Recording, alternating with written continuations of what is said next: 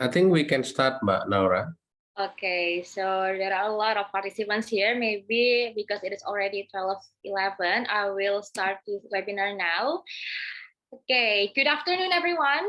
The Honorable Mr. Trias Mahmudiono, Bachelor of Public Health, Magister of Public Health, Nutritionist, PCAS, PhD, as Principal Investigator, and our honorable speakers, Dr. Karyana from University Technology Malaya, Department of Science, Mathematics, and Multimedia Creative, and Professor Shuling Chen from National Cheng Kung University, Department of Food Safety or Hygiene and Risk Management, and respectable all participants of this seminar. Welcome to today's webinar, Implementation of Nutrition Education. First of all, I would like to introduce myself. I'm Naura Konita, and it's such an honor for me to be your moderators for today's webinar. Before we start this webinar, let's pray together, hoping that there will be no obstacles in today's agenda. And praying starts.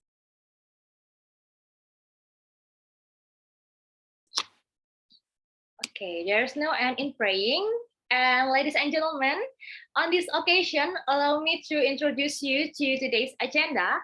The first will be opening, and the second will be welcoming speech, and the third will be pre-test session, and the fourth will be presentation, and the fifth will be Q&A session, and next we have post-test session, and then we are going to do closing. Honorable guests, ladies and gentlemen, moving to the next agenda will be a welcoming speech. And allow us to invite Mr. Trias Mahmudiono, Bachelor of Public Health, Magister of Public Health, Nutritionist, KCS, PhD, to deliver his welcome remark. Please welcome Mr. Trias. Okay, thank you very much, Mbak Naura. Assalamualaikum warahmatullahi wabarakatuh. Good afternoon, everybody. Honorable Dr. Koryana and also Dr. Shuling, if she is going to come today. And also the one that I was very proud of, all of the students in AMERTA class for this year. We have some students from Malaysia and also Bangladesh this year. Thank you very much for your hard work and dedication this year that you've been doing in the nutrition education classes. This is what we have been looking forward for the whole semesters, that you're going to share with us your experience on conducting the project of nutrition education, even though it has to be done online due to pandemic. I think more or less you have a glimpse of how challenges been faced for nutrition education program. And in the future, maybe in your work or in your future study, you're going to face similar challenges, so you know what have to be done prior to programs such as nutrition education. We hope that the AMERTA class for this year is very fruitful and successful for all of you guys.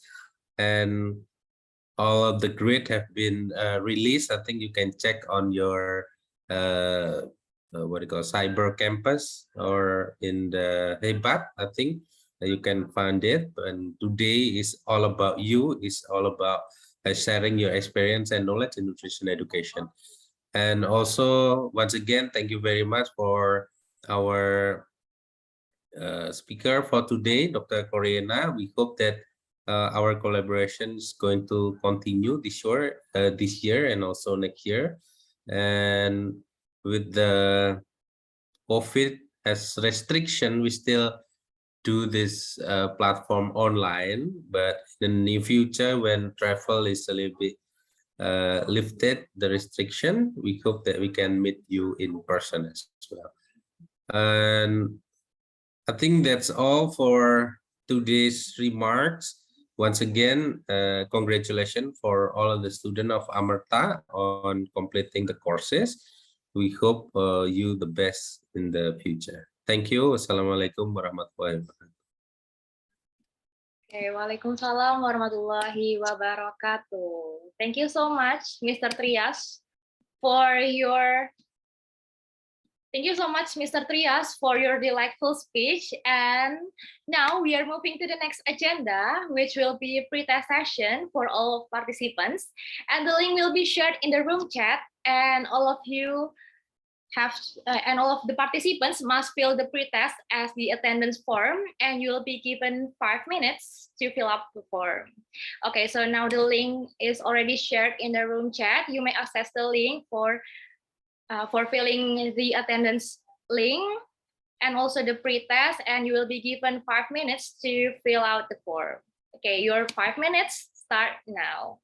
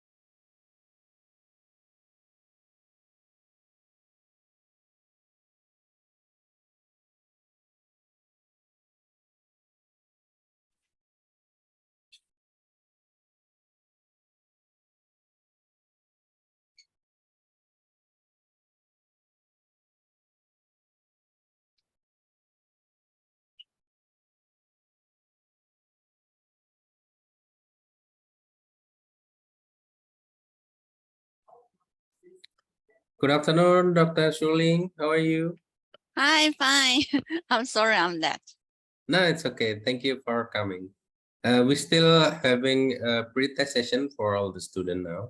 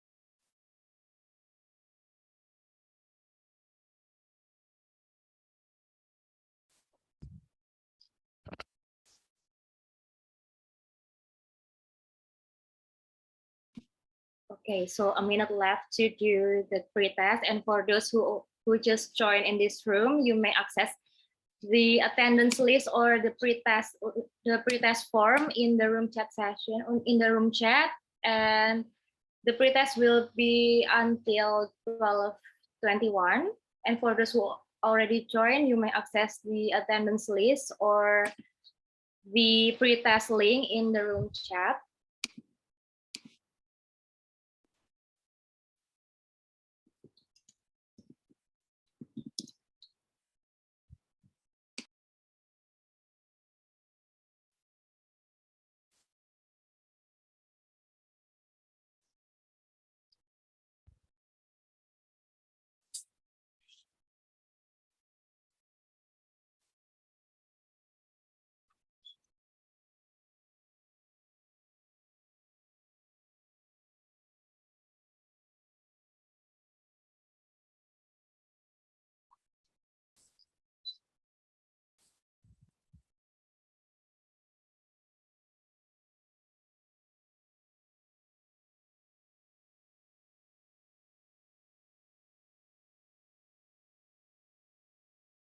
Okay, so the pre-test session is already over. Now, ladies and gentlemen, now we proceed to the seminar session. The first presentation will be delivered by Dr. Karyana Abdul Talib from University Technology Malaysia, Department of Science, Mathematics, and Multimedia Creative. And before the presentations begin, I would like to read Dr. Karyana's profile. And for the committees, could you please show Dr. Karyana's profile?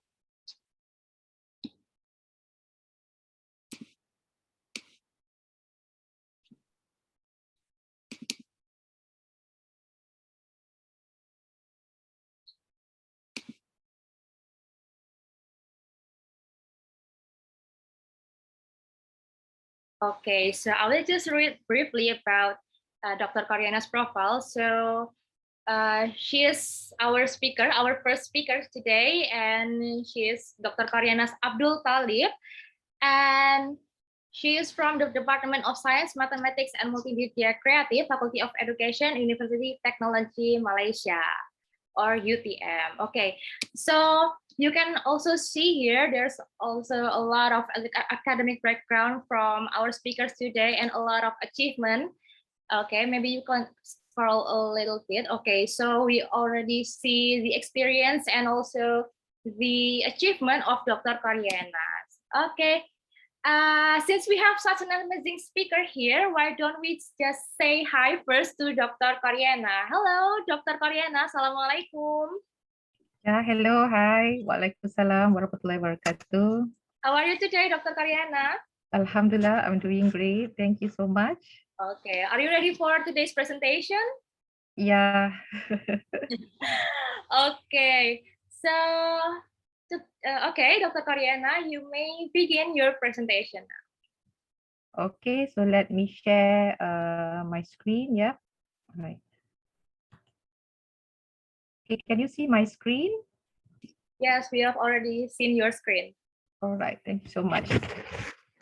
Okay, thank you, Miss the beautiful MC. Bismillahirrahmanirrahim. Assalamualaikum warahmatullahi wabarakatuh, and a very good afternoon to all. So I'm Corina, senior lecturer from School of Education, Faculty of Science, Social and Humanities, University Technology Malaysia. Thank you for inviting me to share nutrition education activities in Malaysia. So I teach science and chemistry as well as conducting research, and in this area, there are some topics related to nutrition as well. Okay, so this is the flow for my talk. I'll be covered the why, how, what, and also some exemplar in nutrition education. So, and this is a topic that I'm going to talk about. That is nutrition education initiatives in Malaysia. All right, points to ponder. Is it true? You are what you eat? Have you ever heard the phrase, you are what you eat? Can I see response in the chat, whether it's a yes or no? So perhaps Ms. Naura can help me to see the response in the chat. Have you ever heard about this phrase? Okay, so a lot of participants say yes. Yes, okay. So I'm glad. Okay, actually this phrase is a notion that to be fit and healthy, you need to eat good food. All right. Yeah, I can see that most of you are agreed. Yeah, and it is true that you are what you eat. So nutrients from fruits is the foundation of the structure, the function, and the wholeness of every little cell in our body. So from the skin and hair to the muscles, to the bones, digestive and immune systems. So you may not feel it, but actually we are constantly repairing, healing, and rebuilding our body. So if you look at your body, so as you can see, every cell in our body has a shelf life. Okay, a stomach cell lives about a day or two, and our skin about a month. Okay, and a red blood cell about, I think, 4 months. So every day, our body is busy making new cells to replace those that have expired. So how healthy those new cells are actually is directly determined by how well we have been eating. Yeah. So a diet filled with highly processed food that's low or nutrient doesn't give our body much to work with, yeah. But a clean, nutrient-rich, whole foods eating plan can help us build cells that works better and are less susceptible to premature aging and disease.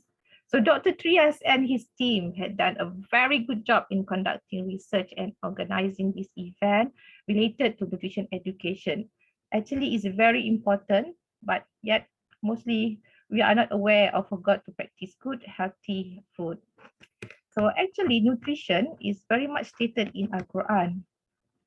So in Al-Quran contain many foodstuffs and verses with nutritional concepts, and it recommends eating varied and balanced diet. So as you can see in Al-Quran, for example, Allah says, eat of the good things which we have provided for you. Al-Baqarah, verses 173. So, and we look closer into the scopus.com. This topic is very popular. And as you can see here, research in this nutrition education is keep on increasing. Yeah. Closer look into the subject area, you can see that mostly from medicine and only partly in social sciences, only 6.3%. Yeah, which means more work to be done in the future because we are close to the schools. Yeah, but when Dr. Trias asked me to share experience or share activities in Malaysia, so I can see that I was so surprised. Hey, only 6.3%. So I thought we have done a lot of things, yeah, but yet not much has been published, I think. Yeah. Okay. It's you can see here a recent study. Yeah, nearly 14,000 children aged 6 months to 12 years. Okay, they see that there's an important issue known as a triple burden of malnutrition. This is the coexistence of undernutrient, micronutrient deficiency, and overweight. So these three burden often coexist in the same country and even in the same family. So this large-scale study was commissioned by Friesland Campina. They conducted this research in 2019 until 2021. So it involves 4 countries involving Indonesia, Malaysia, Thailand, and Vietnam.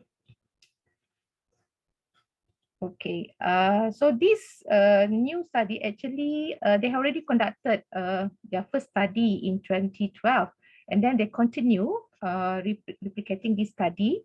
And in this second study, they found that the stunting and anemia still exists, especially in younger children.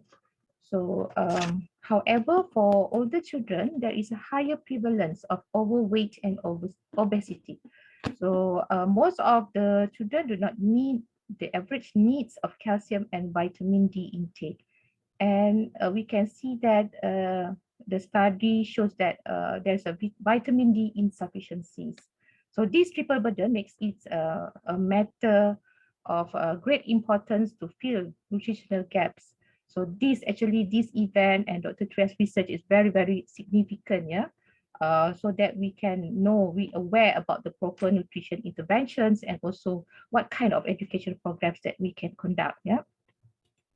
So based on Margaret's judgment, she said that research is the key to getting a better understanding of local nutritional needs. So because why? The result from the research will help in developing better and affordable products that meet the nutritional needs of children. And also we can setting up a programs like what Dr. Tia mentioned just now. Maybe he can come here and we also can visit University of Erlangga as seen in the montage just now. Very impressive university. Okay, I'm also excited to be there someday. Okay, so in Malaysia, actually we cater for all level. Okay, for example, from preschool until the community. Yeah, so here we have a preschool food assistant, or we call it bantuan makanan prasekolah. So I hope student or audience from Erlangga can also understand the Malay words here. Yeah, boleh ya, Miss Daura, can you understand most of the words? Okay, good. All right, we also have module Murid Sehat, Murid Selamat, or Healthy Children, Safe Children module. And also we have a lot of TV shows. We call it Didik TV for preschool. So to highlight about the food. And also we have a program, this one conducted by all the NGOs. Yeah, NGOs do a lot of CSR project with preschool. Okay, so Jom Sihat or Let's Be Healthy. And also, as mentioned just now, my area is science. Actually, for preschool, the science subject, we already have a topic related to nutrition. Okay, and for the primary schools, we have program susu sekolah, or we have school meal program, and we also have program hidangan berkhasiat or nutritious meal school program. Hostel food menu. This one is for those stays in the boarding school, and also we have healthy food program or program makanan kesihatan, and also a lot being taught in the science textbook in the primary schools. All right, let's move on to the secondary. So in secondary, we have a lot in science, in chemistry. Okay, we have a lot of topic discussing about nutrition. Okay, and then this also happen in students for boarding school. We have menu makanan asrama, and also we have healthy eating for teens program. Yeah. All right. And for tertiary, okay, for tertiary, actually for universities, yeah, a lot of universities here in Malaysia, we conducted a knowledge transfer program. We also conducted corporate social responsibility with NGOs, with banks, and also other industries. And in our program and courses also offered things that related to nutrition. And for the public, yeah, especially this for nutrition health, actually the main player is from our Ministry of Health Malaysia. So they formed a My Sehat website and also My Sehat program. So a lot of health campaign being conducted by our Ministry of Health Malaysia. And I would like to share some of my activity related to nutrition through project-based intervention. Okay, one of it is I name it as Ketopia Challenge. Okay, in this Ketopia Challenge, actually this one we conducted before the pandemic COVID, so we have a face-to-face session. Okay, it was happened in 2019. This one is for secondary schools, especially concentrated on chemistry topic. So one of the topic in chemistry is about nutrition. Okay, so they need to use the Scratch apps to create animation explaining the concepts, and also quiz activities for the user. So and then at the end, we select winners, and these are the program. This one we join with industry. That is from DG Telecommunication, and also we collaborate with our education department of Johor. All right, so moving forward, next we also use a design thinking approach to highlight about to inject something to do with nutrition. As you can see here, in this one, they undergo the design thinking process, starting from empathy, define, ideate, prototype, and test. Okay, for this project, we asked the student to create a cafe design. Yeah, so this one I'm showing to you is the Jamboard platform. We use Jamboard. This one happened during the pandemic. Yeah, just recently we conducted professional course for our undergraduates. Okay, so this one we asked the student to design a cafe. Surprisingly, Dr. Trias, not much touch on healthy food.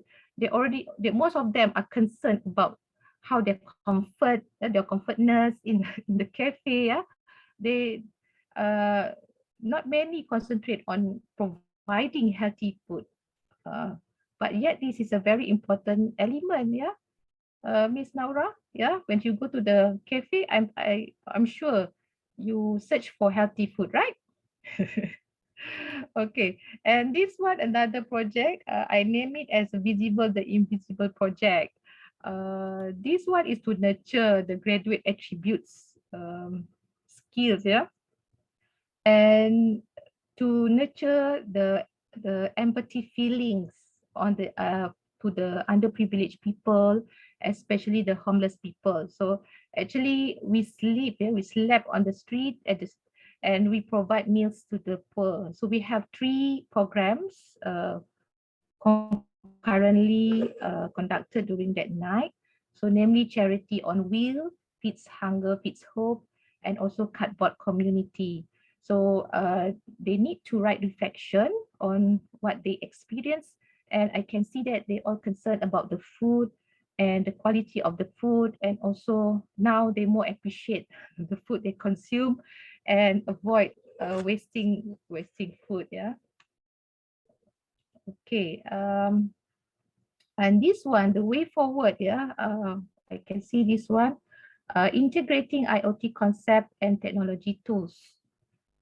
Okay, for example, integrate our recent product, namely MyCambot, with nutrition education.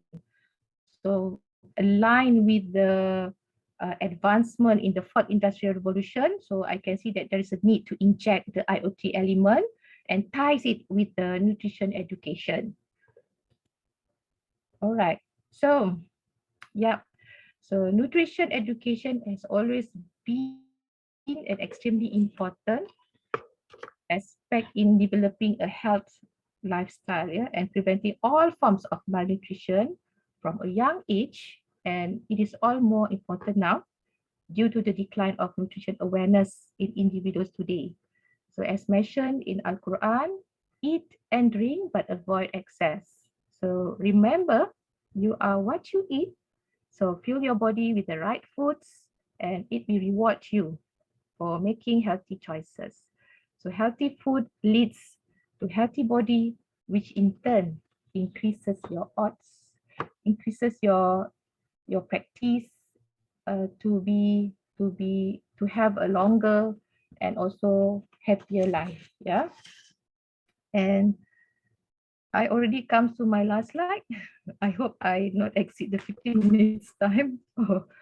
Okay, so I would like to thank Universitas Erlangga, the webinar organizing team, and also Dr. Trias and the research team, as well as to all online participants and to the next speaker from Taiwan.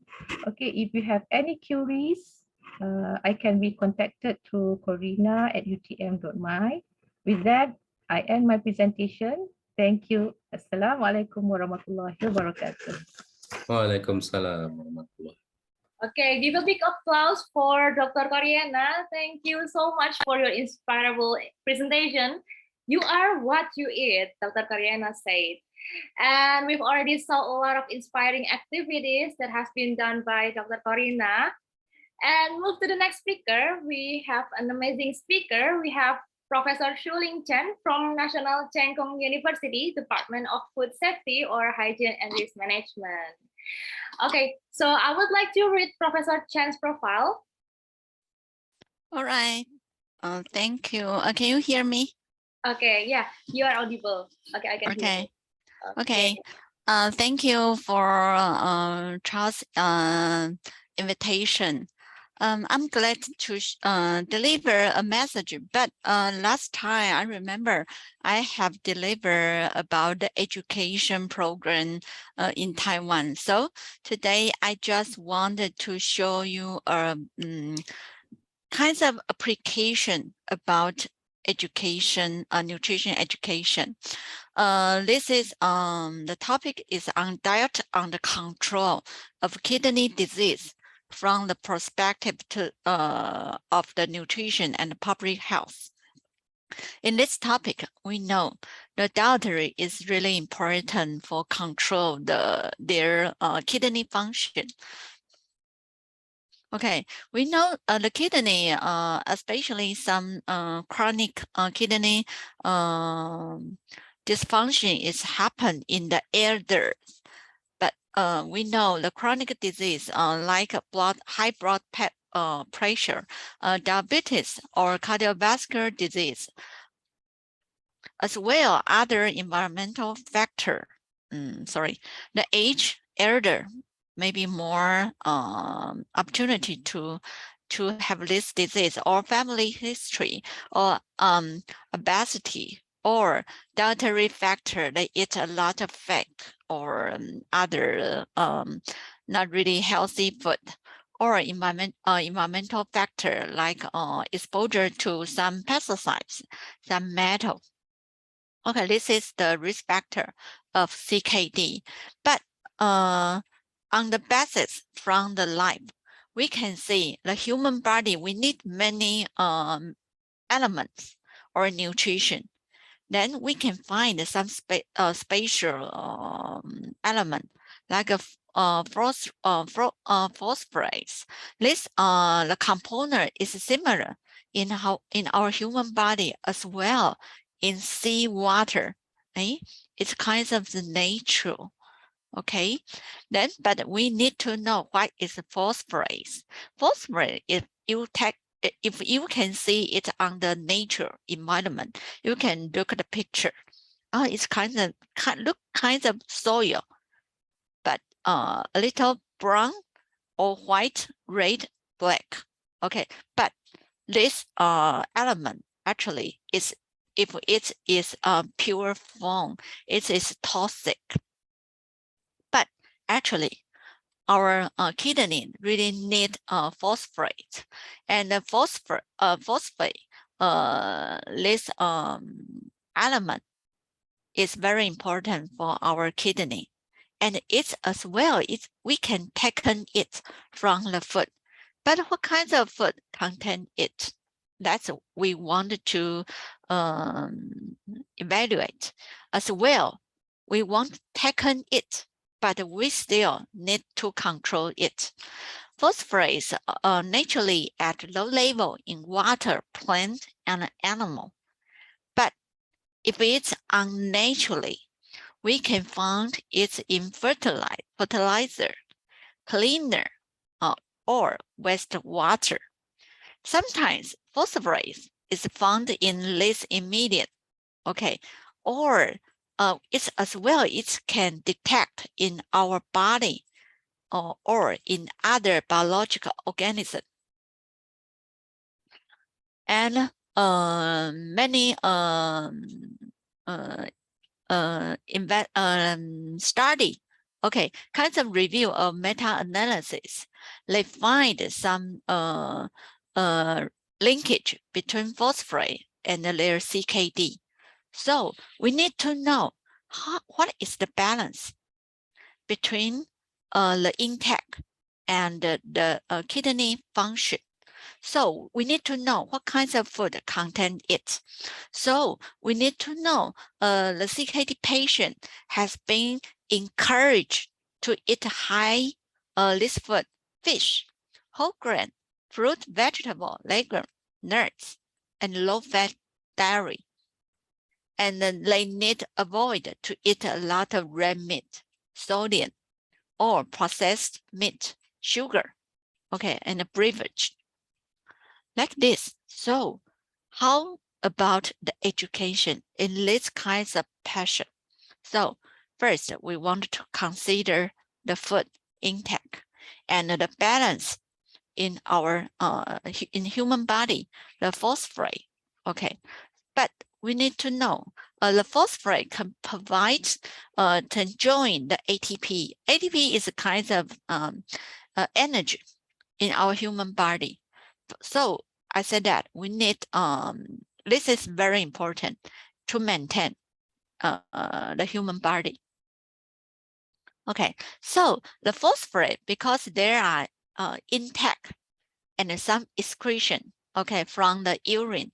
So the balance between the body, total phosphorus in the human body about 500 to 600 grams. Okay, and 80 to 85% in skeleton. Okay, others in our intracellular, like blood. Okay, so it's where we can find the phosphorus. Okay, and in extracellular fluid, phosphorus is mostly inorganic, like in but if it's in intracellular phosphorus, it is large organic. So if we eat some food, natural food like meat or like a fruit or vegetable, it's mostly it's organic. But if we eat from the processed food, okay, like a meatball, like a sausage, it's made inorganic. But organic and inorganic, what's the difference? It means the absorption rate. If the organic, it's about maybe 50% can absorb in our human body. But if it's inorganic, it's almost 100% can absorb in the human body. So that's the difference between organic or inorganic. So phosphorus join the biological function. So the phosphorus can involve structural component or metabolic activity or energy transport and storage or other function. So it's important. Then phosphorus can exist in from outside world into the human body. We can find it in blood or in bone or excreted from the urine. Okay, so we need to find a balance between this media. But you know, the kidney function, kidney dysfunction patient, there are some problem can really excreted the normal toxic in urine. So that's why the phosphorus abundant in this patient in their body. So that's why we need to reduce the intake of phosphorus compared to normal population. So we can give them for their nutrition education, but it's really hard due to the CKD patient. They maybe their progression is really long, maybe 50 years old to 80 years old.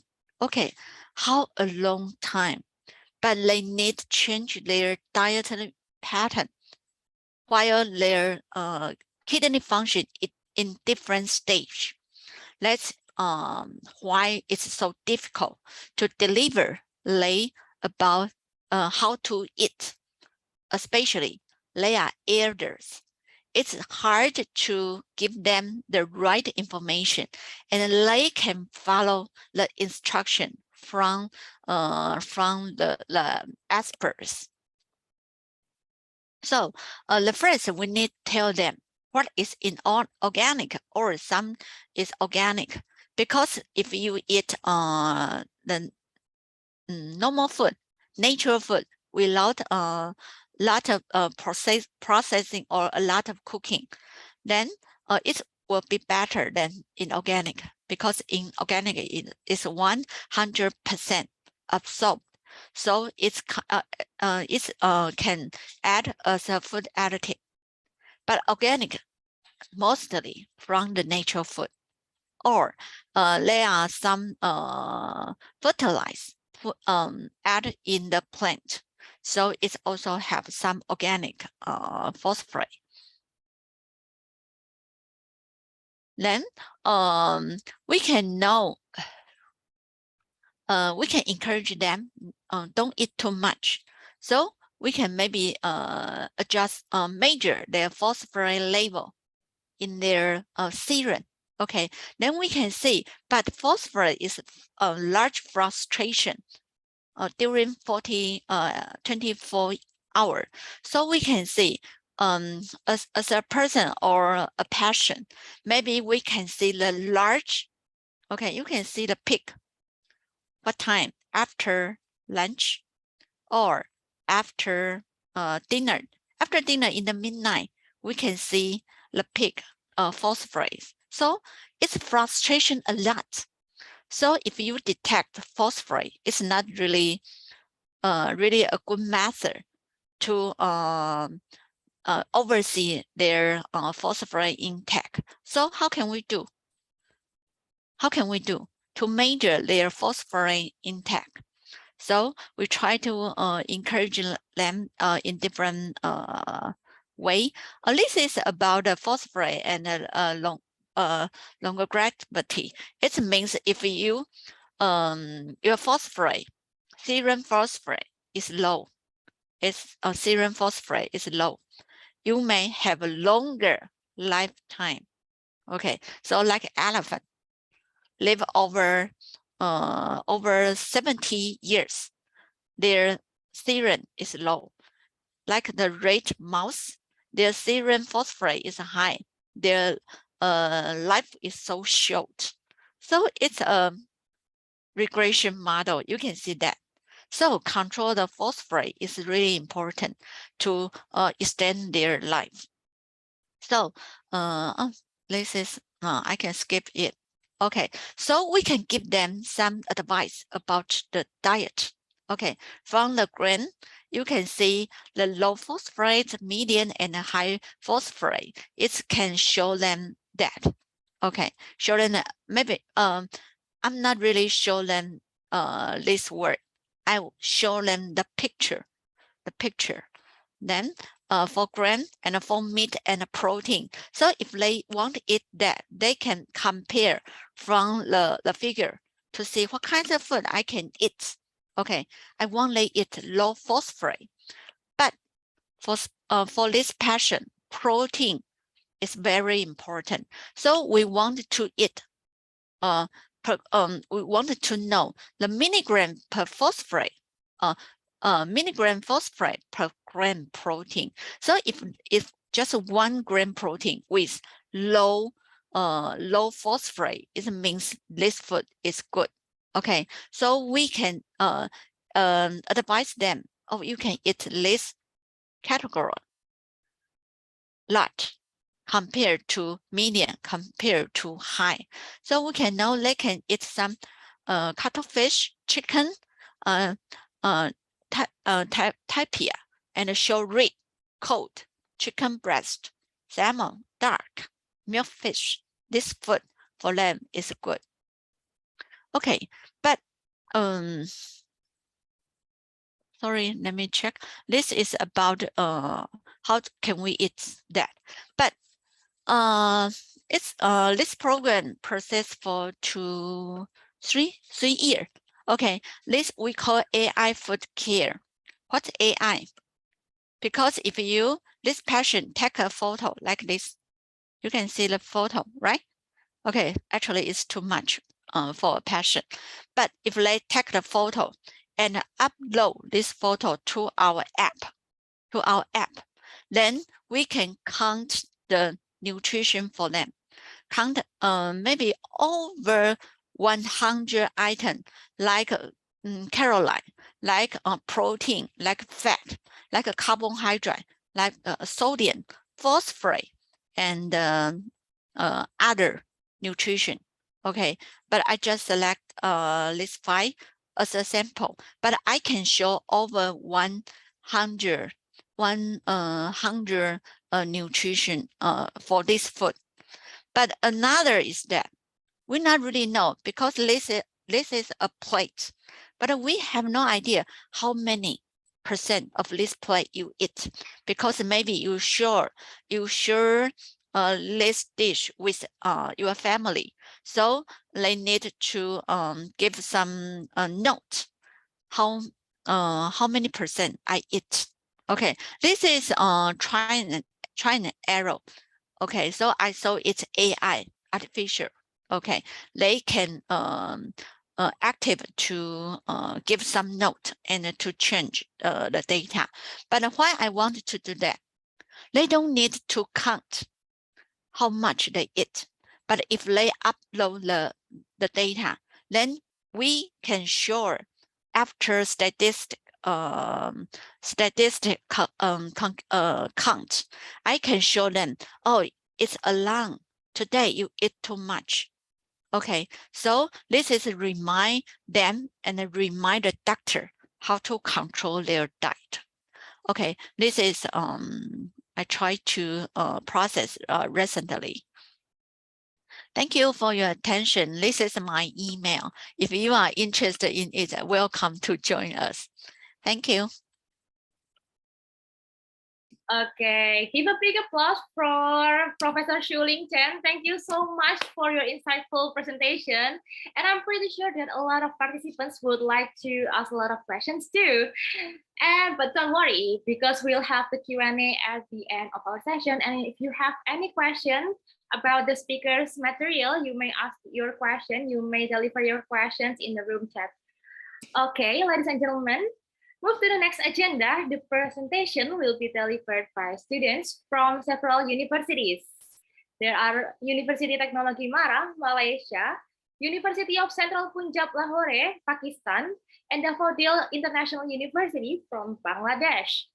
And now, please welcome the first group coming from Nurul Ain and Janat. Hello, are you ready? Hi, yeah, I'm ready. Let's wait for my friend. Okay. Okay, coming from group A, there are Nurul Ain and Jana. Okay, if you are ready, you may start your presentation and your 15 minutes starts now. Okay. Hello, everyone. Can you hear me? Yes, we can hear you clearly. Okay. Okay. Hello, everyone. My name is Ain and my partner is Janat. Today, we are going to present our webinar report that conducts a project with Indonesian students. Okay, next slide. Okay, so this is me and here are my friend Janat. So next. Here are the contents of our presentation for today. Okay, so I will begin with introductions. First, let me begin the presentation by introducing the topic we choose, which is junk food. The participants are 2 elementary students from Makassar, Indonesia. This webinar was held from 23rd of June until 25th of June. So our goal is to promote healthy eating habits among children by reducing junk food intake. Okay, then I will explain why we choose junk food. First is because junk food was provided in public places, especially in school, because it is good, inexpensive, and doesn't need to be cooked or otherwise prepared. Second, children might think junk foods are high in energy because they are high in fat, sugar, and salt, but comparatively poor in other vital nutrients like protein, fiber, vitamins, and minerals. In addition, junk food is a new trend among children because it is quite attractive and the most children may like it. This kind of food can be highly addictive because kids frequently do not understand how it harms their health. Okay, next. Okay, now let's proceed with the content of our webinar. Okay, for day one, we conduct ice-breaking session for the students to help us to get know each other. Then we begin with an introduction on junk food by explaining what junk food is to them. For example, we show the picture of examples of junk food to the students. Okay, next. While for day two, we explain about the health effects if we consume junk food regularly to the students. We also encourage the students to make healthier food choices instead of eating junk food by showing them what can be eaten. Next, we also teach the students how to manage junk food, or in other words, how to reduce junk food intake. For example, we encourage them to do physical activity at least 30 minutes per day because it helps in elevating stress-induced unhealthy food choices. Okay, next for day three. Moving on to the day three, which is the last day of our webinar, we revise junk food by giving them a quiz to answer in order to assess student understanding about what we have been taught to them. Lastly, to draw all together, we state our goals of our webinar that to reduce junk food intake because it's not good and encourage them to replace junk foods with healthy foods. Okay, so I will pass to my next presenter. Okay, thank you, Ain. So I hope you guys can hear me clearly. Okay, good evening to everyone present today, and my name is Janet, and in this section, I will elaborate more about pre and post observations of our nutrition education plan with elementary school kids in Indonesia. So next. All right, so here are the differences between our pre and post webinar sessions. Like previously mentioned, it was a 3-day seminar with 30 minutes each. And during the 3-day seminar session, we observed various aspects such as motivation to learn, engagements, their facial expression to ensure that we achieve our expected changes after the webinar ended. So pre-webinar, the first day, we observed that they display low motivation to learn, mainly because we assumed that the webinar was held at night, so we thought that they were kind of tired or so from school day. And also we observed that they weren't able to give a clear answer on the definition of junk food.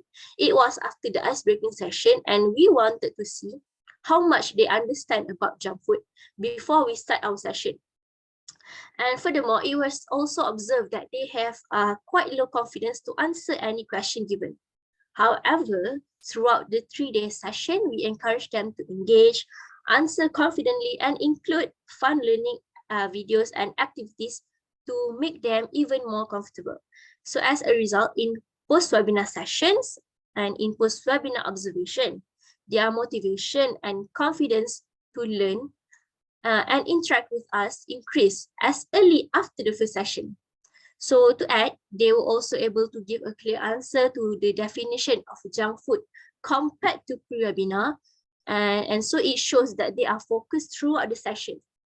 Furthermore, at the end of the session, they are able to give many examples of junk food as well as its harmful effects and ways to manage their cravings, and thus prevents them from eating junk food. So from all the knowledge they receive, they are capable to make healthier food choices. So if we had a quiz given during day 3, so we asked them to choose which one is better, whether ice cream or yogurt, something like that, and they choose yogurt instead of ice cream. So the way they make healthy food choices can be seen during the quiz time. Okay, next.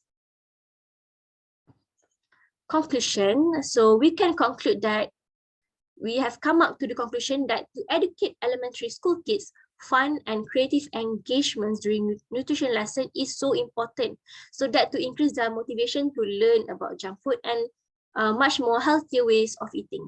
Furthermore, implementing nutrition education is vital, and it enables them to make their own healthy food choices, as they can differentiate what food does and does not benefit their body.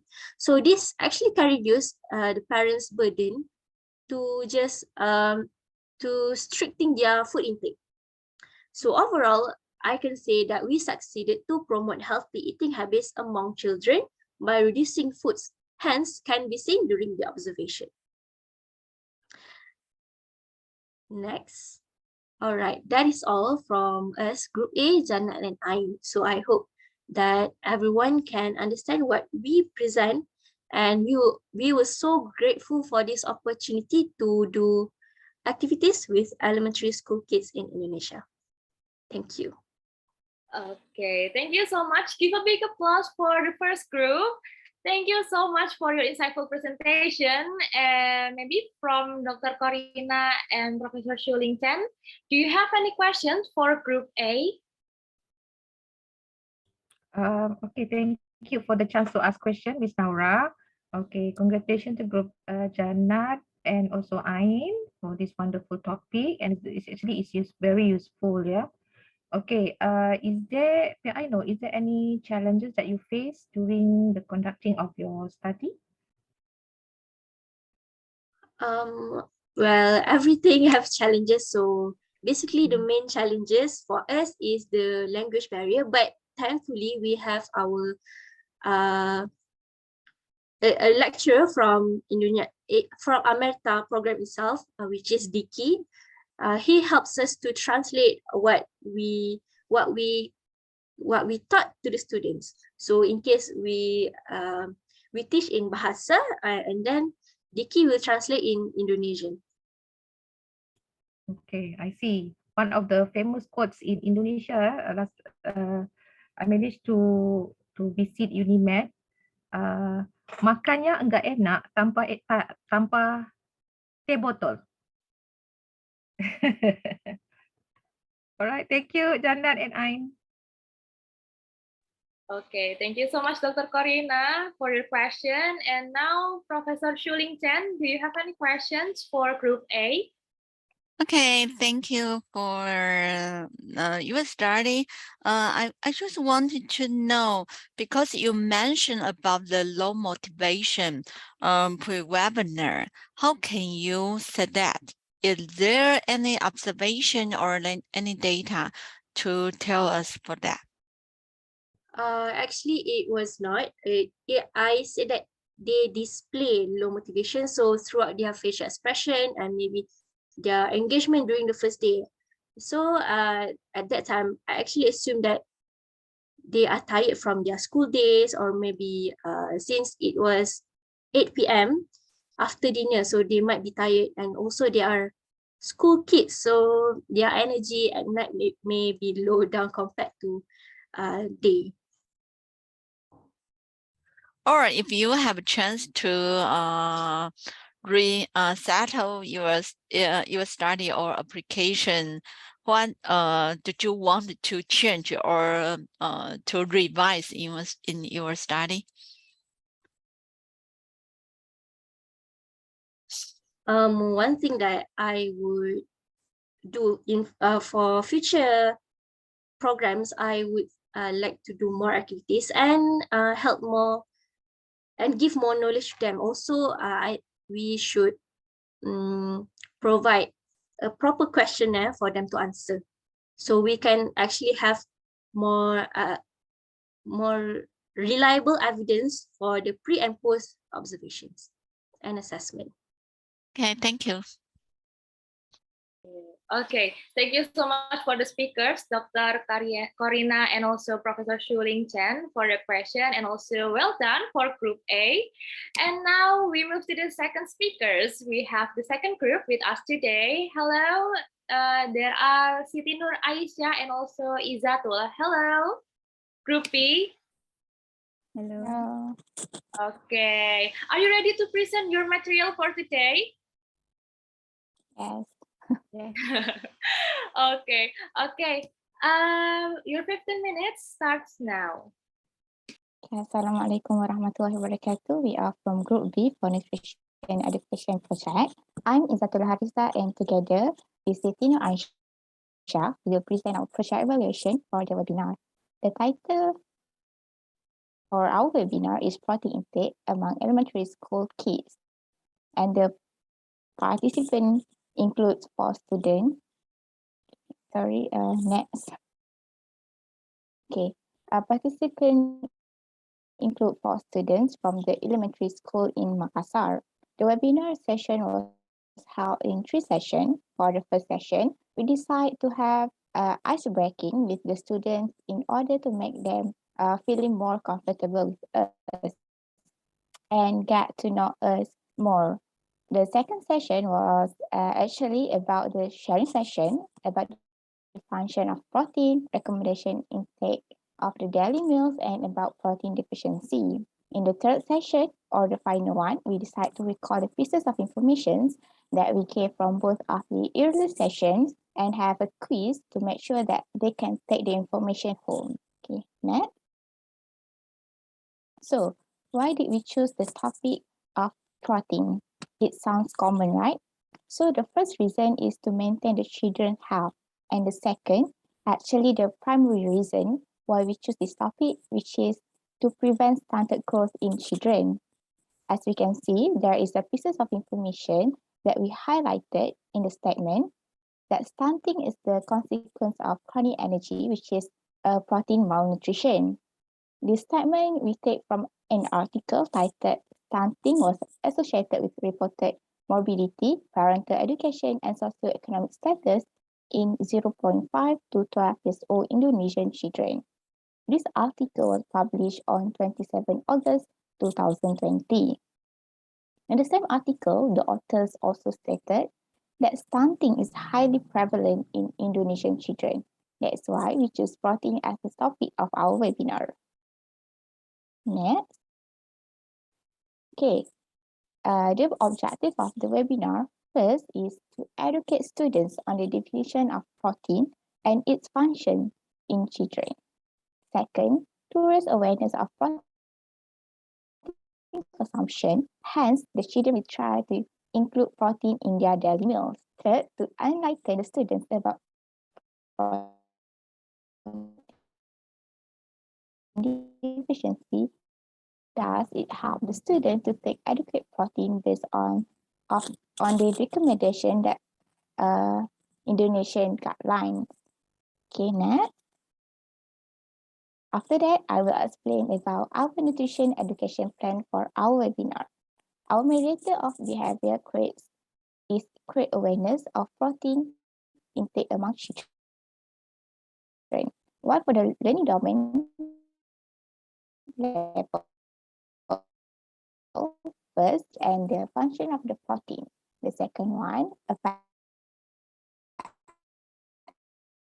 domain aims to boost based on the Indonesian guideline. And the last is psychomotor domain aim to share ways to take adequate protein in children. Next, implementation strategies in the webinar that we use are introducing the type of protein, the function of protein, and providing knowledge on protein deficiency and too much protein intake. We also took alternative by conducting games during the presentation to engage with the children and attract their interest to improve the understanding of the topic. The channels of communication that we use are speaking in Bahasa during the presentation in order to ensure that the student understand the presentation and can build a good relationship with the student. We hope that with this education plan that we use, we were able to encourage the student to take the protein based on Indonesian guidelines. And with this, I will pass the presentation to the next presenter, Siti Nur Anshah. Next, I will continue our presentation with a pre and post knowledge comparison during the webinar session.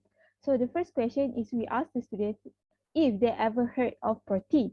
And of course, because it is a common thing, all of them answer they have heard of protein before and after the program. Next. The second question is a statement that they have to choose either true or false. This is to test their knowledge on protein.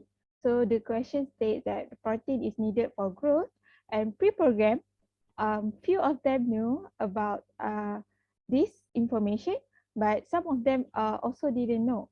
But after we made the three sessions, all of them are now well informed that protein is needed for growth, especially for them who are still kids.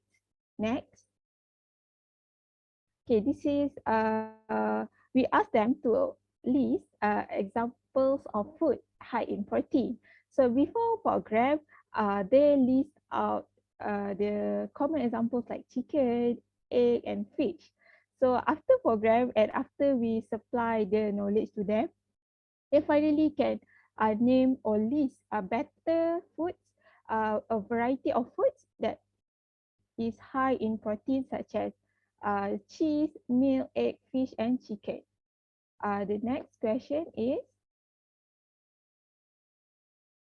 okay, this is a question called is severe symptoms of protein deficiency. This is also to test their knowledge about protein deficiency.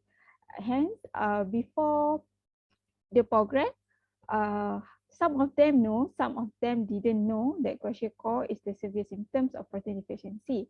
But after the programs, all of them are now well informed about kwashiorkor is the severe symptoms of protein deficiency. Next. Okay, this is also a question to test their knowledge about protein function. And before the program, some of them knew about protein function is to boost their immune system, and some of them didn't. Hence, after the programs, we are happy to know that they all of them are now well informed about protein function. Next. Okay, this is also a statement to choose whether true or false. And we ask them if they have to eat protein every day. So same just like before, some of them know, some of them didn't know before the program. And after program that we mentioned to them that protein is a nutrition that they need to consume in their daily diet. Hence, all of them are now well informed about protein, importance and function that they have to take them every day. Next. Okay, these are the screenshots during our webinar session. Okay, we have introduction and game session, quiz session, and lastly, photo time. Next. Okay, to conclude our project, Izatu and I both agree that the objective of this program are successfully achieved. This can be shown throughout the pre and post result that I've just presented just now. Hence, we are all agree that the students did gain new knowledge throughout the session, and hopefully the knowledge can be used for them in future, and and even more better if they can share it with their friends. That is all from us. Thank you.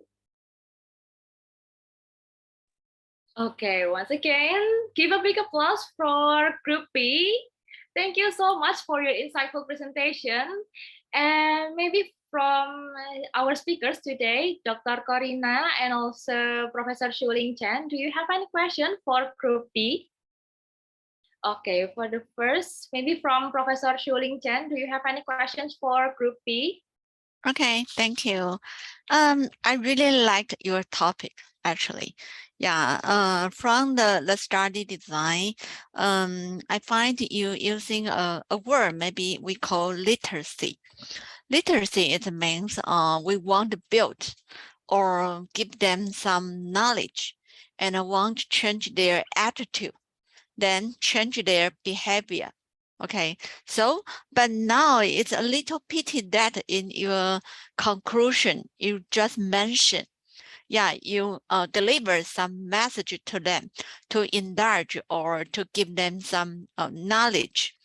But actually, you may change their attitude, change their behavior, to change their diet, to consider about the protein intake.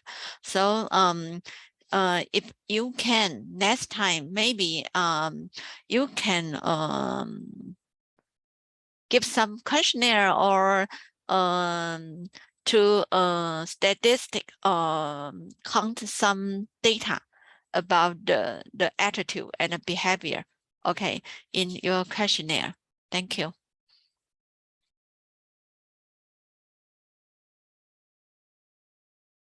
Thank you.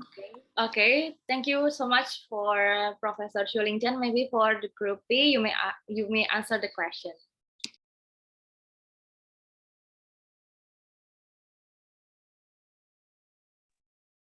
Yeah, listen, maybe not the question, just a recommendation. Yes, thank you for the feedback. We greatly appreciate it. Okay. Thank you so much for Professor Shuling Chen for your recommendation, and also for Group B for your amazing presentation. And maybe for Dr. Corina, do you have any questions for Group B? Yes, I have a question. Thank you, Ms. Naura, for the opportunity to ask question. All right. Thank you for the wonderful presentation, Izatul and Siti. I would like to ask you, so your sample, you only have four respondent, yeah, for the sample? Okay. So it relates to pursue recommendation. Yeah, I have some I have a question also for you. Did you ask their habit of taking protein before you conducting the study? What is their eating behavior? Yes. During the first session, we asked about their food record or recall what, because the session is held in the evening, so we ask them what they eat for lunch, and uh, to be general or to summarize, all of them knew about uh, protein, what they call in Indonesia. So that's why we said that, oh, so now they have the basic knowledge. We just have to enhance their knowledge from now on. Yeah, I asked it because you mentioned earlier about the severity of the stunted growth, yeah, in Indonesia. So with the knowledge about their eating behavior, maybe you can relate with your research finding, and then you can also report to us how they change in terms of the eating behavior after your intervention. And all right, so you have to consider, I think you have to take consideration, yeah, take seriously consideration of the Prof. Shu question just now. And I want to ask you one more thing. All right, so which one is a good intervention? Is it the content that you deliver or the games that you mentioned just now you conducted during the study? Which one gave more impact? I think definitely, yes. It is the games during the game session. Okay, that is that too. You can continue. All right, thank you so much, Group B. Back to you, Miss Naura. Okay, thank you so much for the question, Dr. Corina, and also thank you so much for Group B for your amazing presentations. Once again, well done, Group B. And now move to the third speakers. We have the Group C with us today. There are Nurish Farisa and also Nur Amni. Hello. Hello. Hello. Can you guys hear me? Okay. Yes, you are audible. We can hear Okay. you. Okay. Okay. If you are ready, your 15 minutes start now. Bismillahirrahmanirrahim. Assalamualaikum and good afternoon, everyone. First of all, thank you for providing us with the chance to participate in this program and deliver our project evaluation today. So this is going to be the report for our last 2 months of activity on the webinar that we held with Indonesian students on the topic of the relationship between males and the breed. Okay, next. About the presenter, my group consists of 2 members, myself, Nurish Farisha, and my partner, Nur Amni Nadira. Both of us are the second year nutrition and dietetics student at UiTM Puncak Alam in Selangor, Malaysia. Next.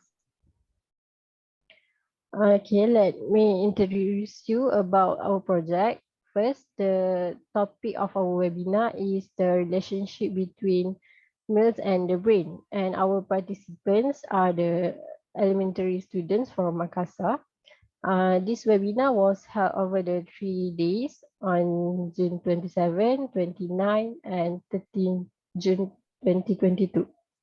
We are having a live webinar for the first session and pre-recorded webinar for the subsequent 2 sessions due to the time constraints and also because the students were unable to attend. Next. Okay, about our goal. The main reason we choose this topic is to provide children with early exposure to brain healthy foods and the need of taking care of our daily nutrition, because what we eat affects our future self, particularly cognitive intelligence. Next. Okay, for the pre-assessment, we do it as a live webinar, and just one student could attend our webinar during this session because the rest of the students are having difficulties joining this session. So the activities that we have done during this session are as follows. First, we do ice breaking, introduce ourselves to each other to create a bond between us. And we ask the student what they usually eat in a day and what activity they do at the at school and at home. Then to keep the session exciting, we play a brain game to test their memory and attentiveness. And we explain to the students the advantages of playing brain games. And at the end of the session, we briefly discuss what we will learn in the following webinar session to make the aim of this webinar clear. Next. Okay, so here is the completion of the screenshot for our pre-assessment. Okay, next. Okay, I will pass this presentation to my partner. Thank you. Okay, hi, Assalamualaikum. I am Amni, and now I will proceed with the next part, which is the content during our second webinar session. In the second session, we decided to teach nutrition education with some topics like how diets can affect their brain functioning, the effects of poor nutrition on brain development. Then we also listed down some examples of foods they can consume to boost their brain power and the reason why they need to consume the food. During the webinar, we also conducted some other activities to enhance students' understanding, such as playing games and watching animation videos related to the topic. However, this session is pre-recorded, just like Farisha said, because all the students were not free during the actual day of the webinar. Next. Okay, here are also some other photos of the second webinar session. Next. Okay, moving on to the post-assessment part. This is our last webinar, which was the third session of the webinar.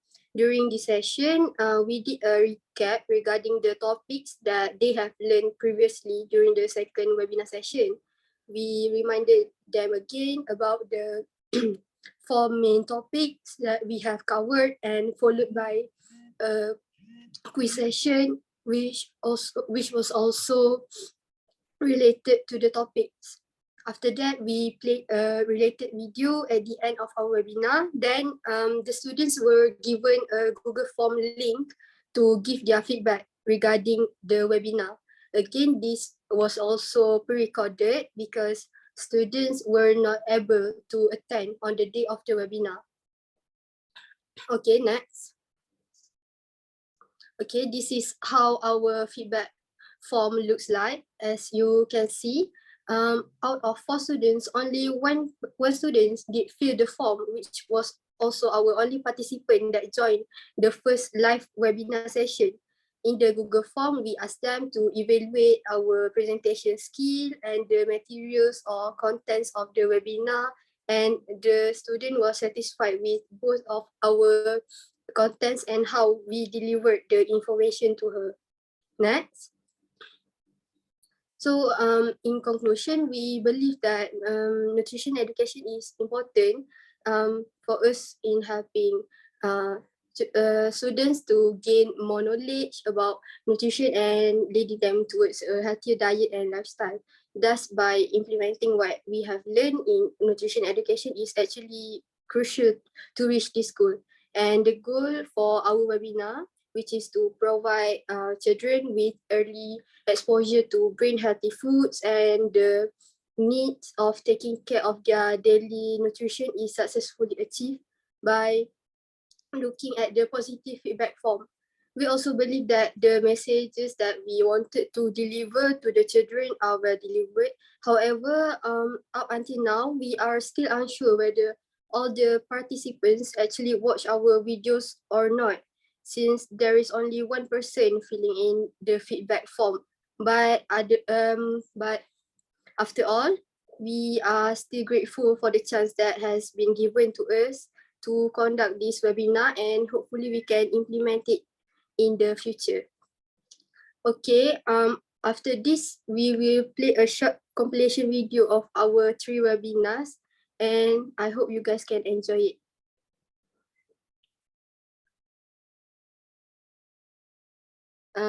Okay.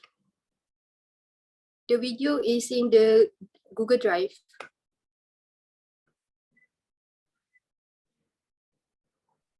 Okay, maybe for the communities who's in charge, can you please help the participants to show the video? Is it the video, right? Yes. Okay, okay. For the communities who's in charge, can you please help the audience to show the video? Okay.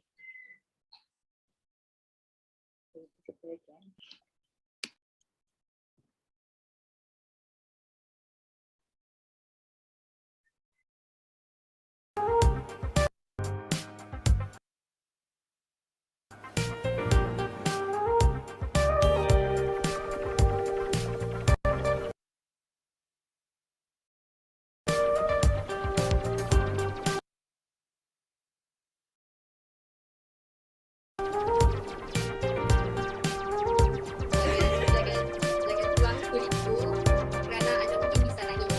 Siapakah saya? Dia juga dia sejenis sayur.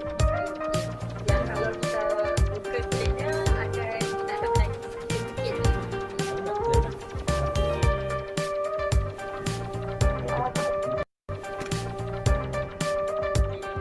Benar.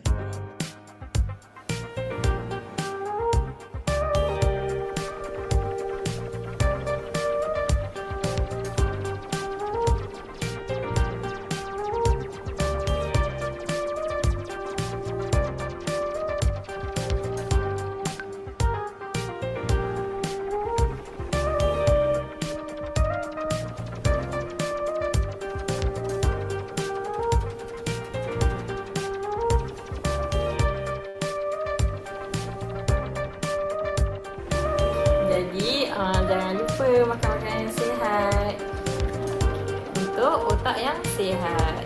Okay, seterusnya kita akan melihat satu video berkaitan dengan makanan yang sihat untuk otak kita. So saya harap awak semua faham dengan baik apa yang video ni cuba sampaikan.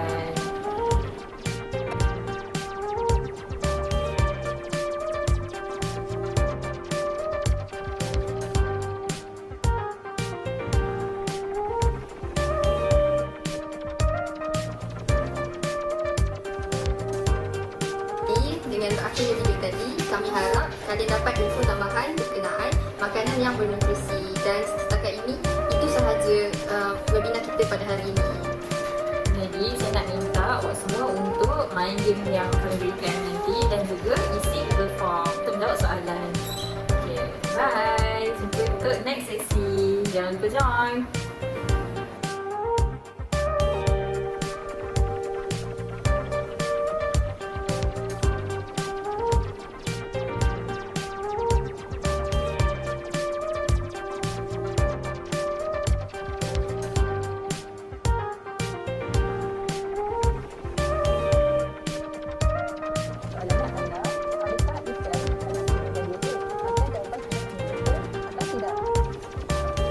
Kalian rasa betul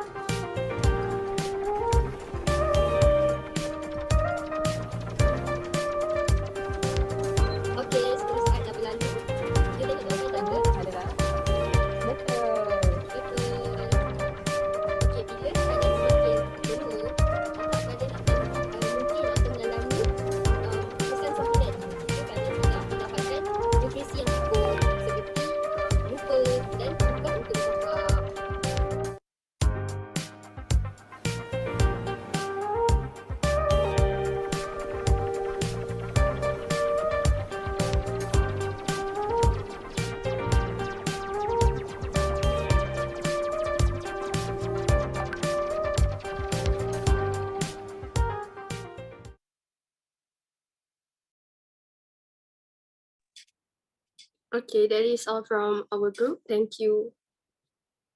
Okay, thank you so much. Wow, such an interesting presentation from Group C. Okay, give a big applause for Group C. Thank you so much for your interesting presentation. And now, from Dr. Corina and also Professor Shuling Chen, do you have any questions for Group C?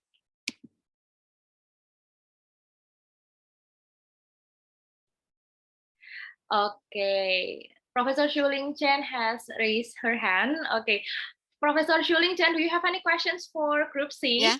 Yeah. Okay. Yeah, I'm just I'm so amazing that you just second year, yeah, in bachelor degree, right? Okay, so you since that you do a lot of things, even you produce really so funny video, okay, to show on webinar. But I still have really a quick question about that. Because you said that the elementary children student give you the positive feedback. What is positive feedback? Did you have any evidence or any data from them? And how many students receive your education? The sample size. Okay, could you answer it?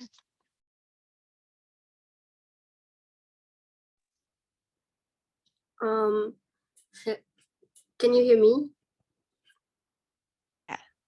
Okay. Clear. Actually, our participant cannot attend our live webinar, so we pre-recorded it. But from the Google Form feedback, we only received one response, which is from the only student that participated in the webinar, and she evaluated us with a high mark. So we guess that we believe that our presentation, our webinar was well received by her. That is the only reason why we said that our webinar was well received. All right.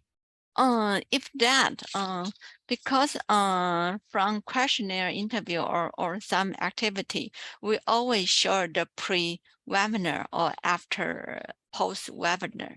Okay, if you have any data for the comparison.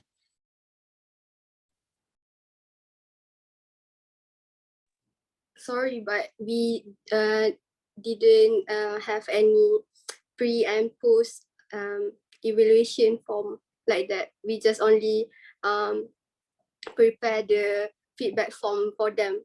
And for the pre-assessment, we just did the game to know, to get knowledge whether they can participate effectively in the game or in the quizzes, just by looking at that. Okay, thank you. Okay, thank you so much for Group C and also Professor Shuling for the questions. And maybe from Dr. Corina, do you have any questions for Group C? Yes, thank you, Miss Naura. All right. Thank you, Nourish and Amnia for the wonderful presentation about food and brain. Yeah. Okay. My question is, so from the beginning of your webinar, so meaning that your recorded presentation was watched by only one participant. Is it true?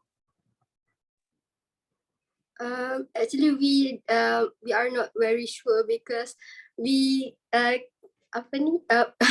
sorry, because we don't know whether the participants actually watch our video or not. We just pre-recorded it and we uploaded in YouTube and give the link to our teaching assistant, and he gave the link to the students to watch it by themselves.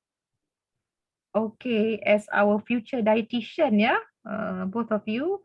So I think it's good to get the demographic information of your participants, yeah, in terms of their economic status, in terms of their food consumption, yeah, because you give a lot of information regarding the food for the brain, yeah. So this information is very important, whether for you to see the impact and also how they practice or how their eating behavior, yeah. And for your case, you only have one respondent. So in future, I'm suggesting if you only have one respondent, you can conduct a qualitative research, yeah, where you observe and then you conduct interview session to get deeper understanding. Seems that you only have one respondent, so that you can have a better understanding, and it's very useful for us to hear your outcome. All right. Okay. All the best to you, Amni and Nurish. Back to you, Miss Nora. Okay. Thank you. Okay. Okay, Doctor. Okay, thank you so much, Dr. Corina, for your question and also recommendation. And also thank you so much for Group C for your amazing presentation. And okay, now move to the fourth speakers. We have the Group D with us today. There are Nur Patricia and also Shaza Firzana. Am I right?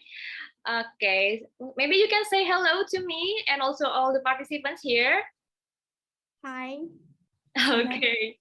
Okay, so you guys already here, and maybe if you are ready, you may start your presentation now. Your 15 minutes starts now. Okay, Assalamualaikum. And hi everyone. I am Nur Patricia and my friend Shaza Firzana. Today we are going to make a project evaluation about webinar of choosing healthy foods and drinks. So we will present the results of the pre and post task of the webinar. For your information, the webinar was conducted on the 15th, 22nd, and 23rd of June. So next. Okay, so these are the contents of this project evaluation. So in this project evaluation, we are going to talk and present about the introduction, the reasons for choosing this topic, video presentation, pre and post question evaluation, conclusion, and compilations of screenshots during the program. Next. So let me explain about the introduction. So the topic of this webinar is a webinar of choosing healthy foods and drinks. The participants of this webinar is a 10-year-old student from Indonesia, and our goal is to change the eating habit of the student by encouraging the student to choose healthy foods and drinks. In this webinar session, we use Bahasa as communication language so that the student can easy to understand what we are presenting. So next. Why do we choose this topic? So let me explain the reason why we choose this topic. Next slide. So so as we all know, nowadays there are many convenience food and fast food available in the market. However, many of them are unhealthy. And for me, it is very important for the student to have the knowledge about healthy food and drink. So when they attend the webinar session, they will get the knowledge about how to choose healthy food and drink. So they will know which food is good for their health and which food is bad for their health.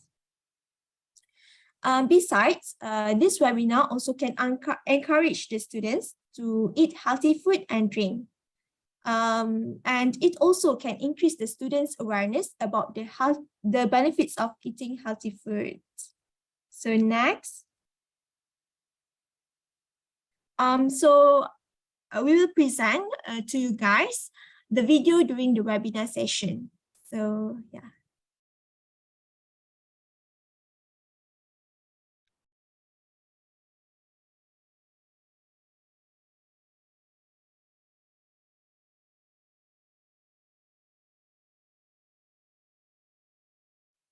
We start our webinar with the ice-breaking session. In the ice-breaking session, in the first meeting, we start our webinar with the ice-breaking session. In the ice-breaking session, we ask the student to introduce themselves. Besides, we also ask them about their favorite food and drink. The purpose of ice-breaking session is to know more about their food intake and to make a good engagement with the student. Next, we show the example of unhealthy food to the student, such as snacks, fast food, and ice cream. In this part, we inform the student that we should limit the intake of unhealthy food. Furthermore, we also provide a few reasons why we should reduce the intake of these kinds of foods. After that, we show the examples of healthy food to the student. The examples of healthy foods are vegetables, fish, poultry, and fruits. Apart from that, we also tell the student about the type of nutrients and the functions of nutrients that are present in each of the food. By providing these informations, it will help the student to identify the types of healthy and unhealthy food. Next, in the second webinar, we discussed about healthy foods and drinks, why we need to consume them, the benefits of eating healthy foods, and consequences of eating unhealthy foods and drinks with the student.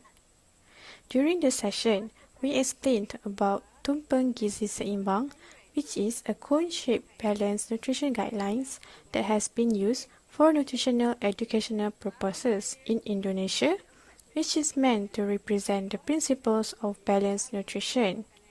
It shall consist of 5 layers from top to bottom, which are fat, sugar, salt, animal protein source, vegetables and fruits, and lastly, staple food.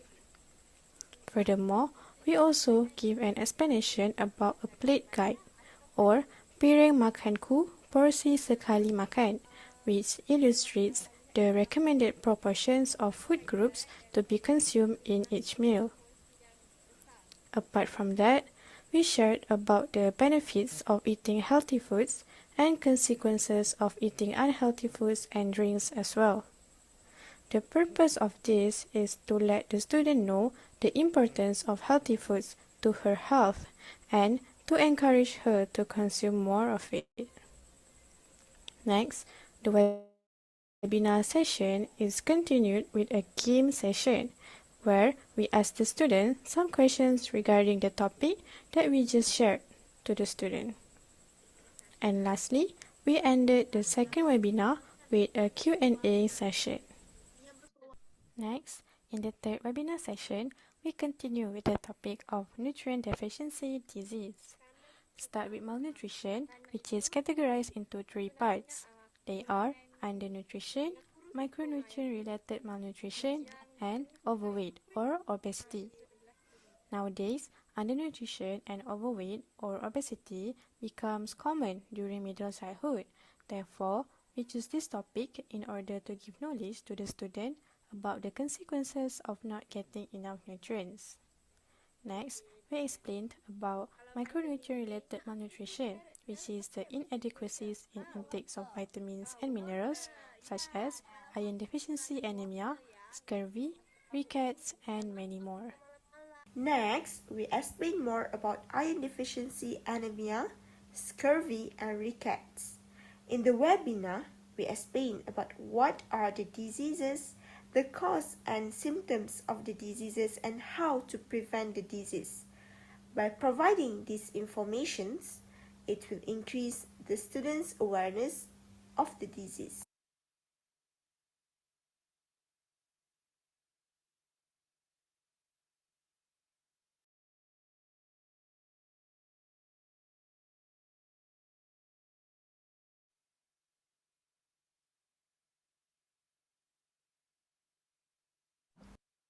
In the first meeting, Okay, hi, I'm Shaza. I will continue with pre and post knowledge comparison. Okay, next slide. Okay, so during the webinar, we prepared a Google form to the student to answer several questions in order to know her understanding of nutrition. So we gave the Google form before the second meeting and after the third meeting to see whether she fully understood the topic that we explained to her. Okay, so first question was, what category the vegetables belong to in the group of nutrients? So as we can see here, the student answered the question incorrectly before the program. But after the nutrition education, she chose fiber, which is the correct answer. Next slide.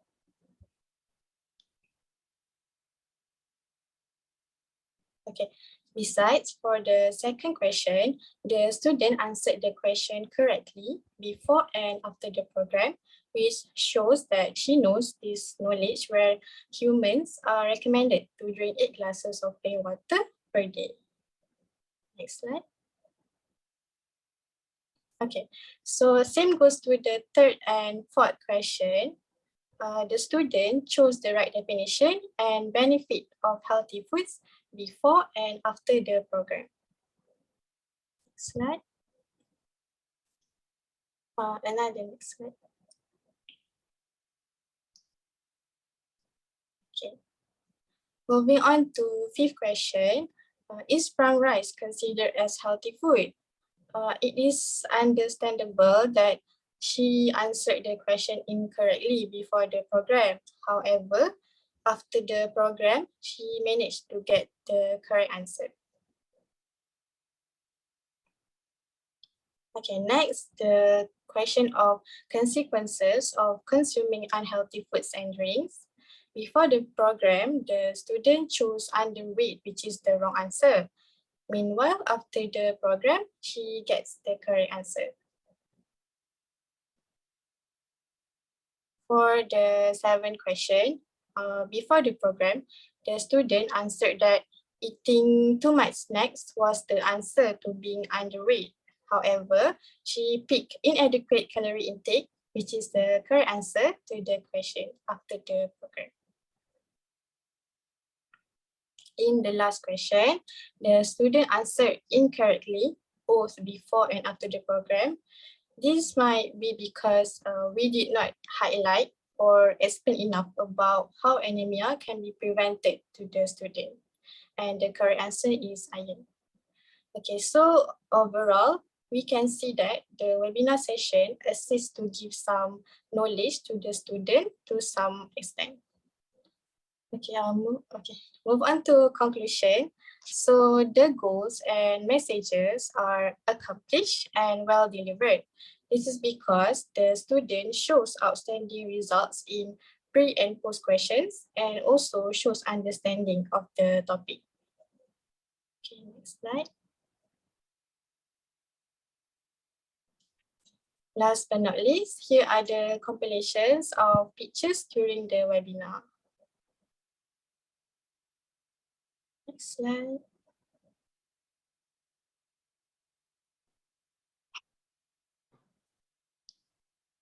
Okay, so that's all from us, Shaza and Patricia.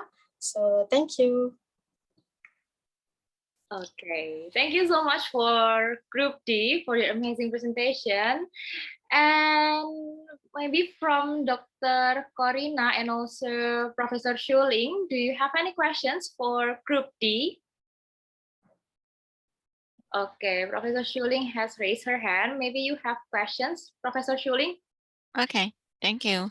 Thank you for your very distinguished talk. But I want a really small question.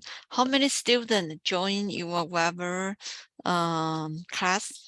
And you are really good to compare between a before and a post webinar. But it seems that almost 100% is the answer is correct. Okay, why? Can you give some comment for this? Okay, so to answer the question, we actually have only one participant. At first, we were told that we going to have 4 participants, but there was I'm not really sure, but there's only only one participant that able to attend our webinar. That's why it is 100%.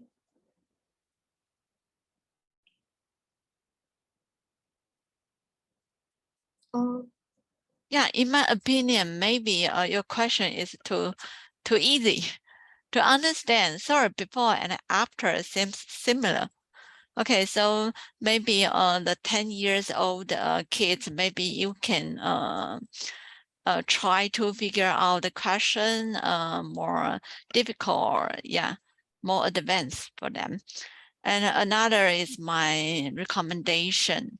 That in your study, maybe you can, because it's really hard to let them know what is unhealthy food. Okay, so if you you give some disease or symptom like a dentist, like malnutrition, okay, maybe you can ask some question. Did you have if this if they are students, so you can they are kids, you can ask them the question, if you have any symptom, very light or simple symptom, and then they will respond to you, hey, since that I have, so then you can link to their diet. Okay, that can let them involved in your study and more more wellness their symptom or their dietary content. Thank you.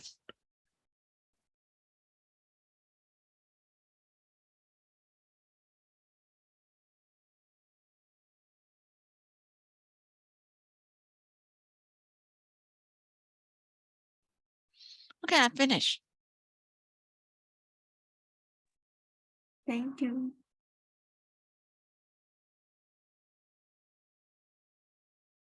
Okay, thank you so much for Professor Shuling for the recommendation, also the questions.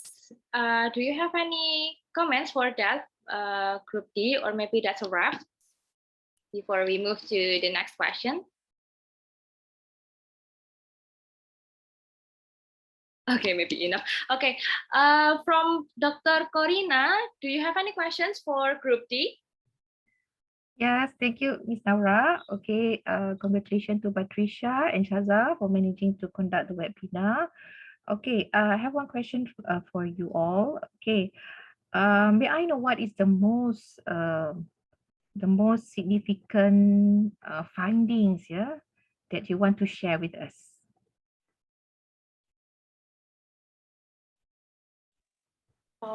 Doctor, sorry, can you repeat the question? Okay, I repeat my question. So during your study, what is the most significant findings that you would like to share with us? Oh, okay. So in this in our program, we chose unhealthy foods and drinks as the topic to share to the students. So the important part of the webinar of our topic is to encourage the student to eat more healthy foods and drinks instead of unhealthy foods such as junk food, carbonated water, carbonated drink, and many more. And we also wanted to try to change their habit before, which is eating unhealthy foods and drinks to eat healthy foods and drinks. Okay. Yeah. right? So And I then answer the question. no, no. When we conduct a study, yeah, sometimes yeah, along the journey, you find something that is very significant. Oh, this is something that changed. Oh, this is something that happened. Oh, wow, this is happening. So, is there anything like that that you encounter during your study? Um, we evaluate the changes by the Google form that we shared to the student. So as we can see that the student before program they did not know some of the information of the nutrition. So after our nutrition education, after our program, we can see that the student managed to answer the question that we give her correctly. Okay. All right, then I pass back to Miss Naura. Thank you, Shaza. Thank you. Okay, thank you so much for Dr. Corina and also Group D for the question and also the amazing answer. And now we move to the fifth speakers. We have Group E with us today. There are Sadia Ali and also Saliha Khalid. Hello, Group E, can you hear me? You are still inaudible. Maybe you can turn on the speaker and say hi to the audience. Hello, I'm audible. Okay, I've already heard you. Okay, if you are ready to present your material, you have 15 minutes and your 15 minutes starts now. Okay. Assalamualaikum. Hello, everyone.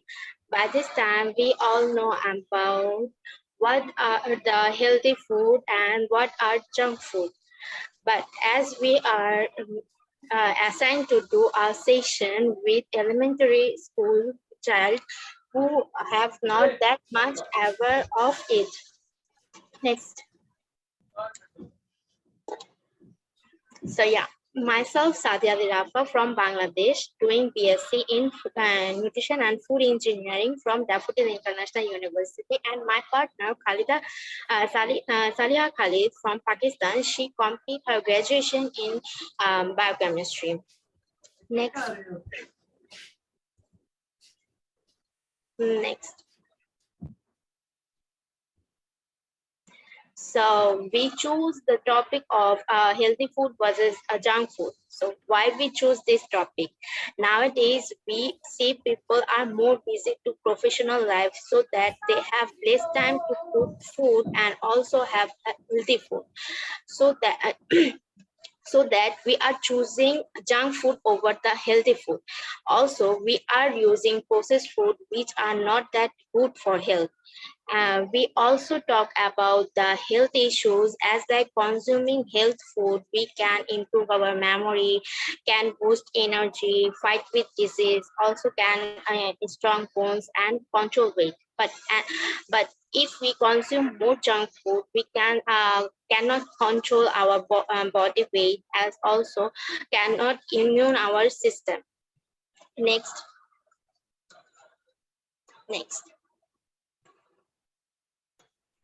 So we can see here the slide with the healthy food content, which is carbohydrate, fat, protein, and vitamin, minerals.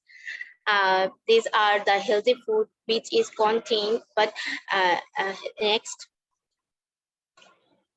And the junk food which contain more sugar, salt, and fat, which is trans fat most. Next.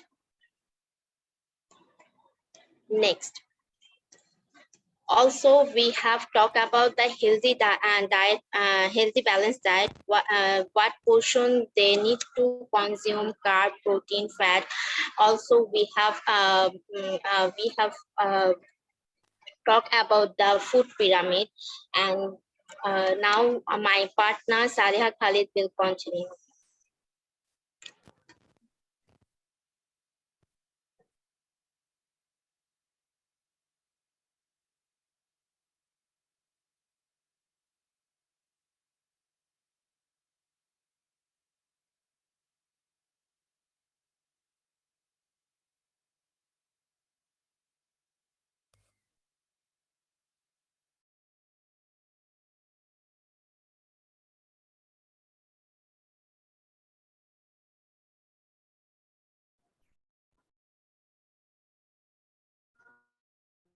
Hello everyone.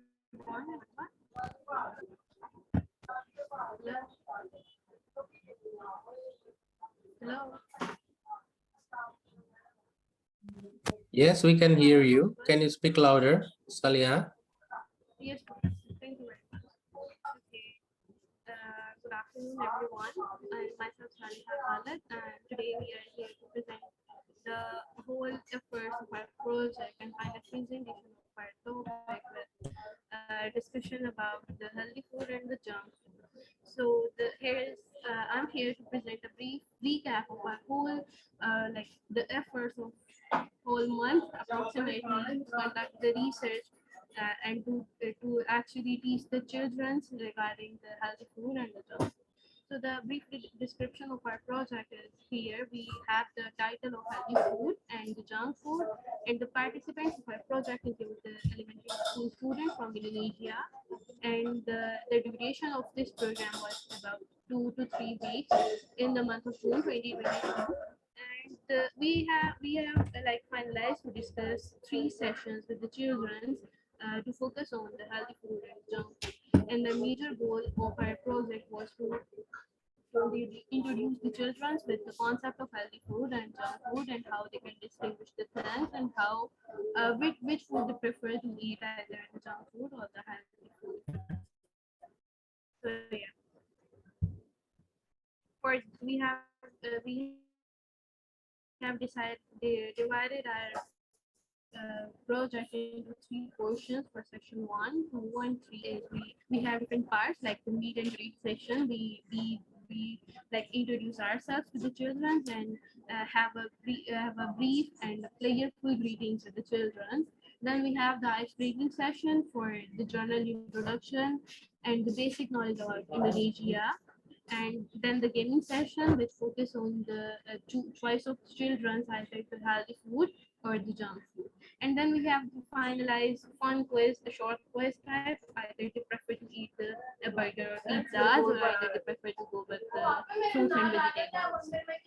And then we have section 2, which will be more focused about the serious discussion about the healthy food and the junk food. And there was the very important discussion about the healthy food and the junk food. Then we have a short description about the food pyramids, the healthy plate concept, and the final quiz, which is the second session was quite serious type and very informative for giving the much clear insights to the children about the healthy food and the junk food.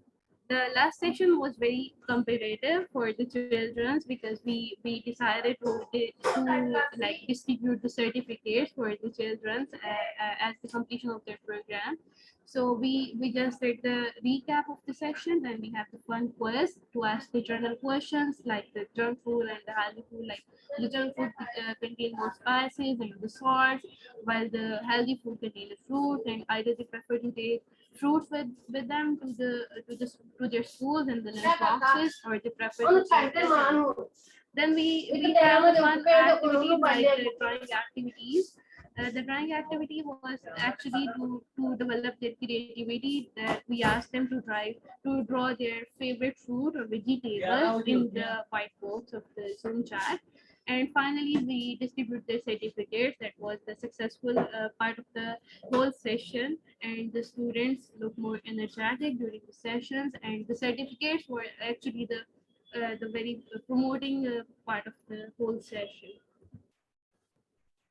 Then we have some flags to present because we were very energetic also and excited for the whole training sessions. It was very like the innovative idea for us as well to present ourselves and to meet and greet with the children. Because the Indonesian culture was very new for me and for my partner as well, because I'm from Pakistan and she's from Bangladesh. It was very informative session, and the most informative thing for me is to have a clear idea about how Indonesian parents teach their children. The Indonesian parents more prefer to give their children the healthy food, They prefer to treat them with the healthy food like the fruits and vegetables, and they prefer to send them with the fruits in their bags in the lunch boxes. So that was very informative and very insightful point for me as well, because I was very excited. In today's world, people prefer to eat and go with the junk food, the burger, the pizzas, the cold drinks, the carbonated waters, and I was assuming the same for Indonesia as well. But the session was very informative for me to have an idea that Indonesian parents are very much concerned about their children's health and to send their children with the healthy food in their bag as well. So here are some of the clips of our whole sessions. We were focused about the spices, the constituents of the junk food or the spicy food. It is more rich in spices, in salt, and in extra like the flavoring components as well. This picture was the depiction of the first session where we go with the ice breaking session and general discussion about the Indonesian culture. The kid interest during the session was we asked them to draw their favorite fruit and vegetable, or fruit or vegetable, and we are very much thankful to Ms. Tasia for participating in this activity as well. Yes, there are some other insights about the healthy eating, healthy plate, how healthy food is important. Now, the most important thing is why we are conducting these surveys and how we conclude from the whole session and discussion with the children and with the teachers as well. Before the survey, we were supposed to ask the children about the healthy food and the junk food, but they were not much clear about, because they are more focused to eat the healthy food. They don't know much about the junk food, what are their components, how they treat the body, how they treat the mind, how they boost the energy or they lower down the energy of the body.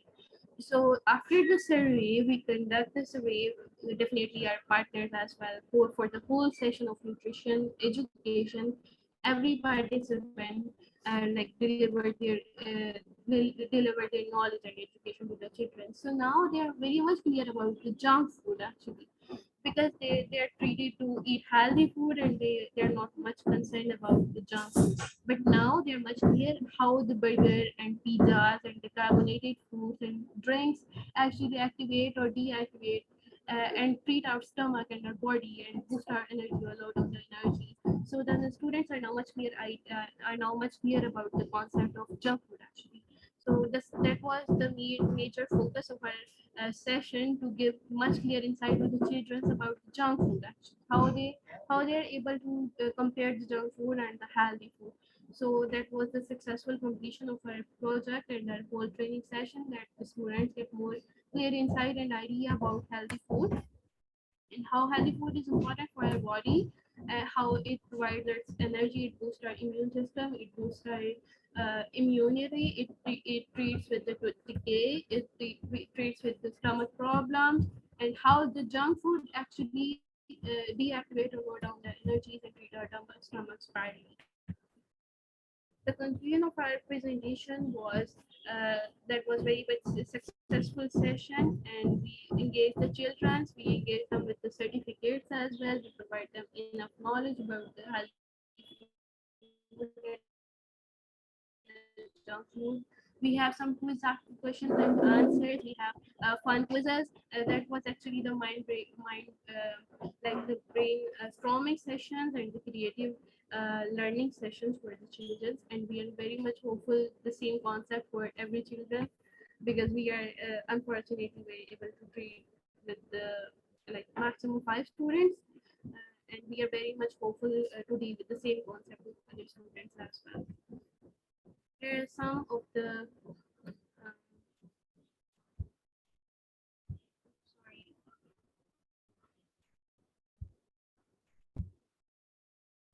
yeah.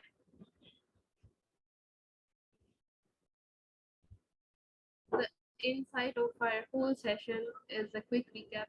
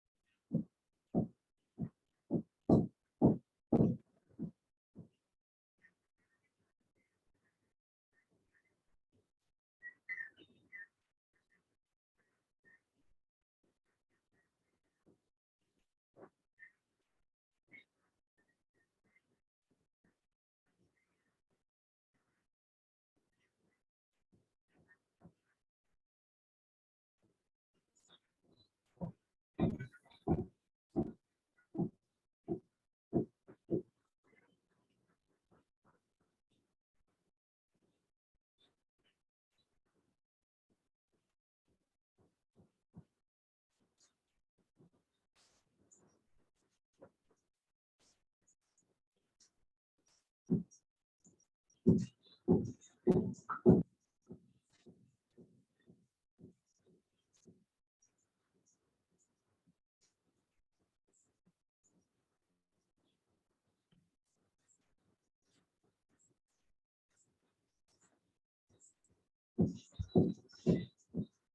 yeah, this is the end of our presentation, and we are very much thankful to the professor, the course instructor, Ms. Tasia, the students as well for bringing us, for giving us actually this big platform to present our qualities. And actually, this is actually a learning process for us as well. So thank you very much. We enjoyed the session, and a big thanks for everyone. Thank you very much. Okay, thank you so much for Group E for your very insightful presentation, and what a great presentation, because you also provide the video at the end of presentation. That's great. Okay, give a big applause for Group E, and thank you so much for your presentation. And now from Dr. Corina and also Professor Shuling Chen, do you have any questions for Group E?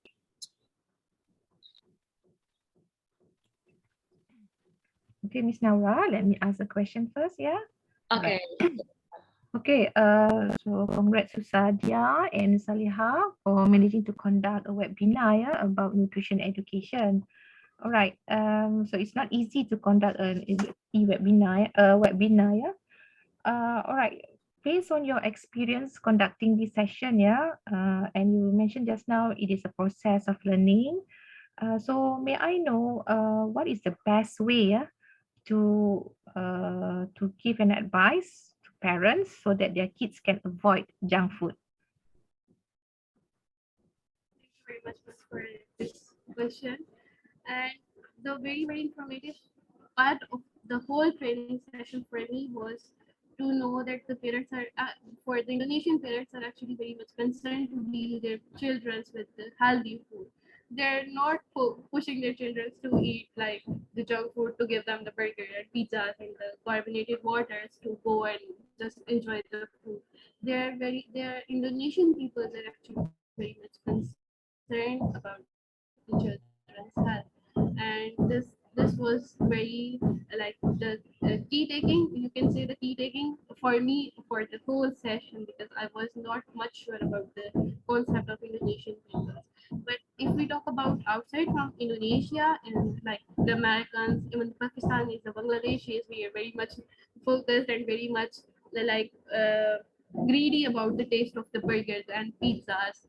Our parents, we just request them to give the burger and pizzas, and give, or they even give them wild foods like that. Go ahead and order for yourself what you want to eat. So this situation is very much different for Indonesian people and the parents, because they are very much concerned to deal their children with the healthy food. So the only advice for the parents from all over the world is to be conscious about the healthy food, because for Indonesian parents, as they pack the foods like the healthy food, the fruits and vegetables, and send the foods with their children in the lunch boxes. So this is very innovative and very like the best concept ever. All right, thank you. Back to you, Miss Naura. Okay, thank you so much, Dr. Corina, and also Group E for the question and also the answer. Okay, maybe from Professor Shuling Chen, do you have any questions for Group E? Yeah, all right, thank you. Finally, I see the sample size first.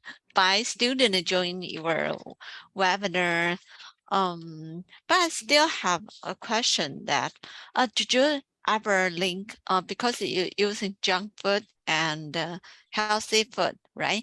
So did you ever link it to disease or to some illness or symptom to show this linkage to the student, the first?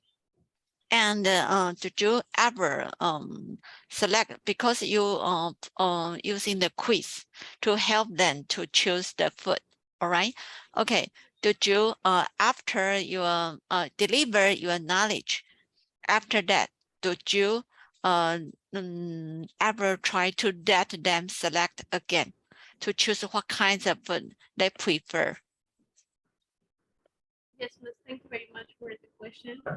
Yes, we have so many quizzes and so many charts at the end of every session to derive the knowledge of to choose either the junk food or the healthy food. If you can see in the video and in the, I guess I have put the screenshot in the PowerPoints as well.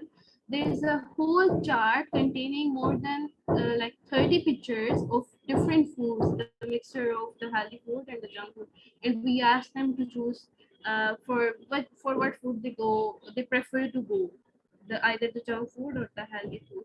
And yes, we give them the comparison along with the diseases, because for the children they are very much concerned about their teeth, about their body, like if a kid is healthy and having a huge body mass, and on the other side we have a kid with the thin body, and then preferably they like the thin body or the slim man. They prefer to go with them, or we have so many loves for the healthy people as well. But as the person is healthy, it means he is taking the junk food. If the person is healthy, having big body mass, it doesn't mean that he or she is taking the healthy food. It means that they are taking the junk food, which actually harm their body, their stomach, and increase their body mass actually. Not the mental health, not the body energy, but the junk food actually just increasing their body mass. Like we have the comparison of the people, like if a person, we give the comparison of me and Sadia as well. Like if Sadia is on the one side and me on the other side, then who is more healthy? If Sadia is taking the junk food and me taking the healthy food, then who is more healthy? So we have such type of comparisons, and we try our best to give them the concept of healthy eating and healthy person along with related with the diseases.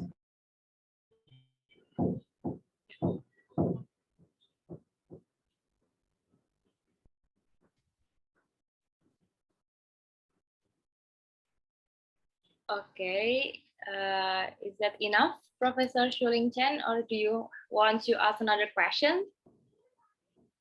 Okay. Okay, thank you so much for Group E for your answer. And that's a wrap. Okay, I would like to congratulate all of the participants on all of the groups for your amazing presentation. That's a wrap from presentation session. And thank you so much for all groups for your amazing and very insightful presentation. And now, ladies and gentlemen, now come to the question and answer session. And for this session, if you have any questions for our speakers today, you may type your questions in the chat room and I'll read it for you. Or maybe if you want to ask directly to the speakers, you may raise your hand and unmute yourself after I call your name. Okay, for all participants, if you have any questions for our amazing speakers today, for Professor Shuling Chen and also Dr. Corina, if you have any questions for both of them, you may ask your question, you may deliver your question in the chat room, or maybe you want to ask directly, you may raise your hand and I'll call your name after that, and you may unmute yourself and deliver your questions.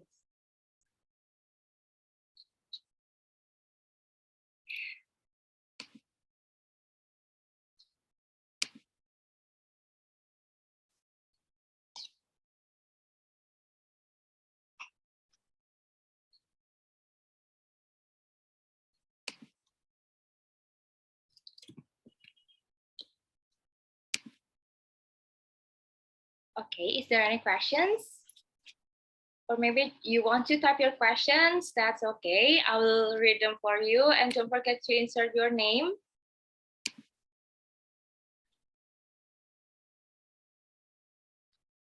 Okay.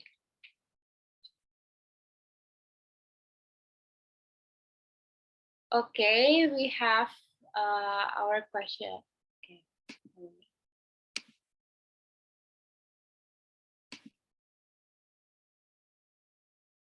Okay, so we have already had one question from Nurul Dina. Before that, so The first question is coming from Dina from University of Indonesia, and she is currently assisting one of the Indonesian education institutions to monitor the implementation of school-based nutrition program. And she asked about the evaluation or effectiveness research on the intervention from Dr. Corina's explanation. And for Mrs. Tina, because Dr. Corina has already answered your questions, is that clear for you? Or maybe you want to ask another questions? Yeah, Mrs. Laura, thank you very much for the opportunity. I think it's quite clear. I think we just need further research on how we can find out most cost-effective intervention, because so many interventions given, so many resources being explored, then we just need to compare what kind of intervention that is actually cost-effective so that we can implement nationwide. I think that's quite clear, Ms. Nora. Thank you so much. Okay, thank you so much, Mrs. Tina, for your question, for your amazing question. And maybe from Dr. Corina, do you have any additional answer, or maybe you want to add more answer to respond Mrs. Tina's questions? Or is that clear, or is that overall?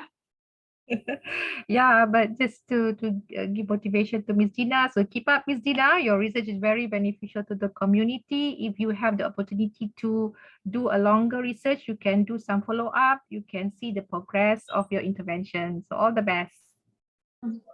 Thank you, Dr. Karina. Okay. Okay, thank you so much. Maybe for all of the participants, maybe you want to ask another questions. Okay, from Professor Shuling Chen, do you have any questions? Okay, thank you. I have a question about to ask from Karina. Okay, because from today's report or from your talk, we all know the focus we major the nutrition education is pay attention on the kids. However, you know, the prepare meal or the education not only, even the subject is for kids, but you know, who can provide the food, who can prepare the food, or give the cash to the kids to buy some junk food, or buy the junk food to kids. Okay, so in Malaysia, did you in the government or even the education institution like yours, what kinds of subject, what kinds of group you also pay attention or pay a lot of effort in delivering the education program? All right, thank you so much for Shuling for the very important question. Talking in Malaysia perspective, actually we do concentrating on all levels actually, but more concentrating on the preschool, because I can see that many programs has been conducted for the preschool, and parents usually pay more attention for the young children compared to when they're getting older. And when they're getting older, mostly the students create their awareness to participating in nutrition education programs, or when they participating in any community program. So that is how Malaysia see in terms of the nutrition education and also practice in our nutrition education. But mostly the main provider, the main organization in our awareness in our program is our Ministry of Health. They have conducted a lot of programs and also activities, and we as the implementer of the program, and we support the programs. And when we teach, especially the science subject, in all level, we have science subject, and science subject, we can emphasize the nutrition education awareness. I hope I answer your question, Prof. Yeah, thank you. But in my opinion, because my kids is elementary kids, okay, so every time when he receives some information from school, after she come back to home, he always say, "Mom, I cannot eat something junk food." Okay, but 1 week later, he forgot everything. Okay, but mom will keep in mind. Yeah, so maybe the education apply in the parents, maybe it's more efficient. Yeah, and persist for a longer time, more than kids. Thank you.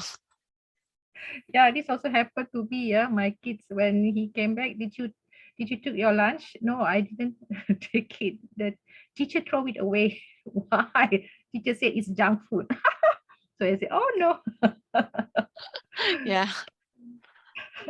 We also have to create awareness when we're Yeah. providing the meals to our kids. Yeah. Mhm. Yeah. Okay. Okay, is that all? Okay, maybe if all the participants want to ask questions, feel free to ask the questions in the room chat, or maybe you want to unmute yourself and raise your hand. You may raise your hand and I'll call your name after that, and maybe you can deliver your question. I would like to ask question to Prof. Shuling. Yeah, based on your talk regarding the diet on the control of kidney diseases, yeah, um, from your expertise, most of us like to take herbal, yeah, consume herbal to treat any kidney diseases. So, what do you think this kind of practice? Okay. Did you means herb treatment? Yeah, herb. Yeah. Okay, herb. Okay, in Taiwan, Taiwan is the top one of the world for the prevalence of kidney disease. Okay, that's why, because Taiwanese like to eat many medicine. Okay, including herb. Okay, especially someone with kidney dysfunction. They always hear someone reminding, oh, something herb is really good, so we eat that. So in Taiwan now, because the high awareness, yeah, we know, yeah, because you know the treatment hybrid maybe affect our treatment efficiency. So now, if you you process for the medicine treatment, so the doctor always avoid or advise their patient without herb treatment. So I also agree for that, but you know, it's by the patients, their choice. So it's really hard to stop them to do that. Yeah. Thank you.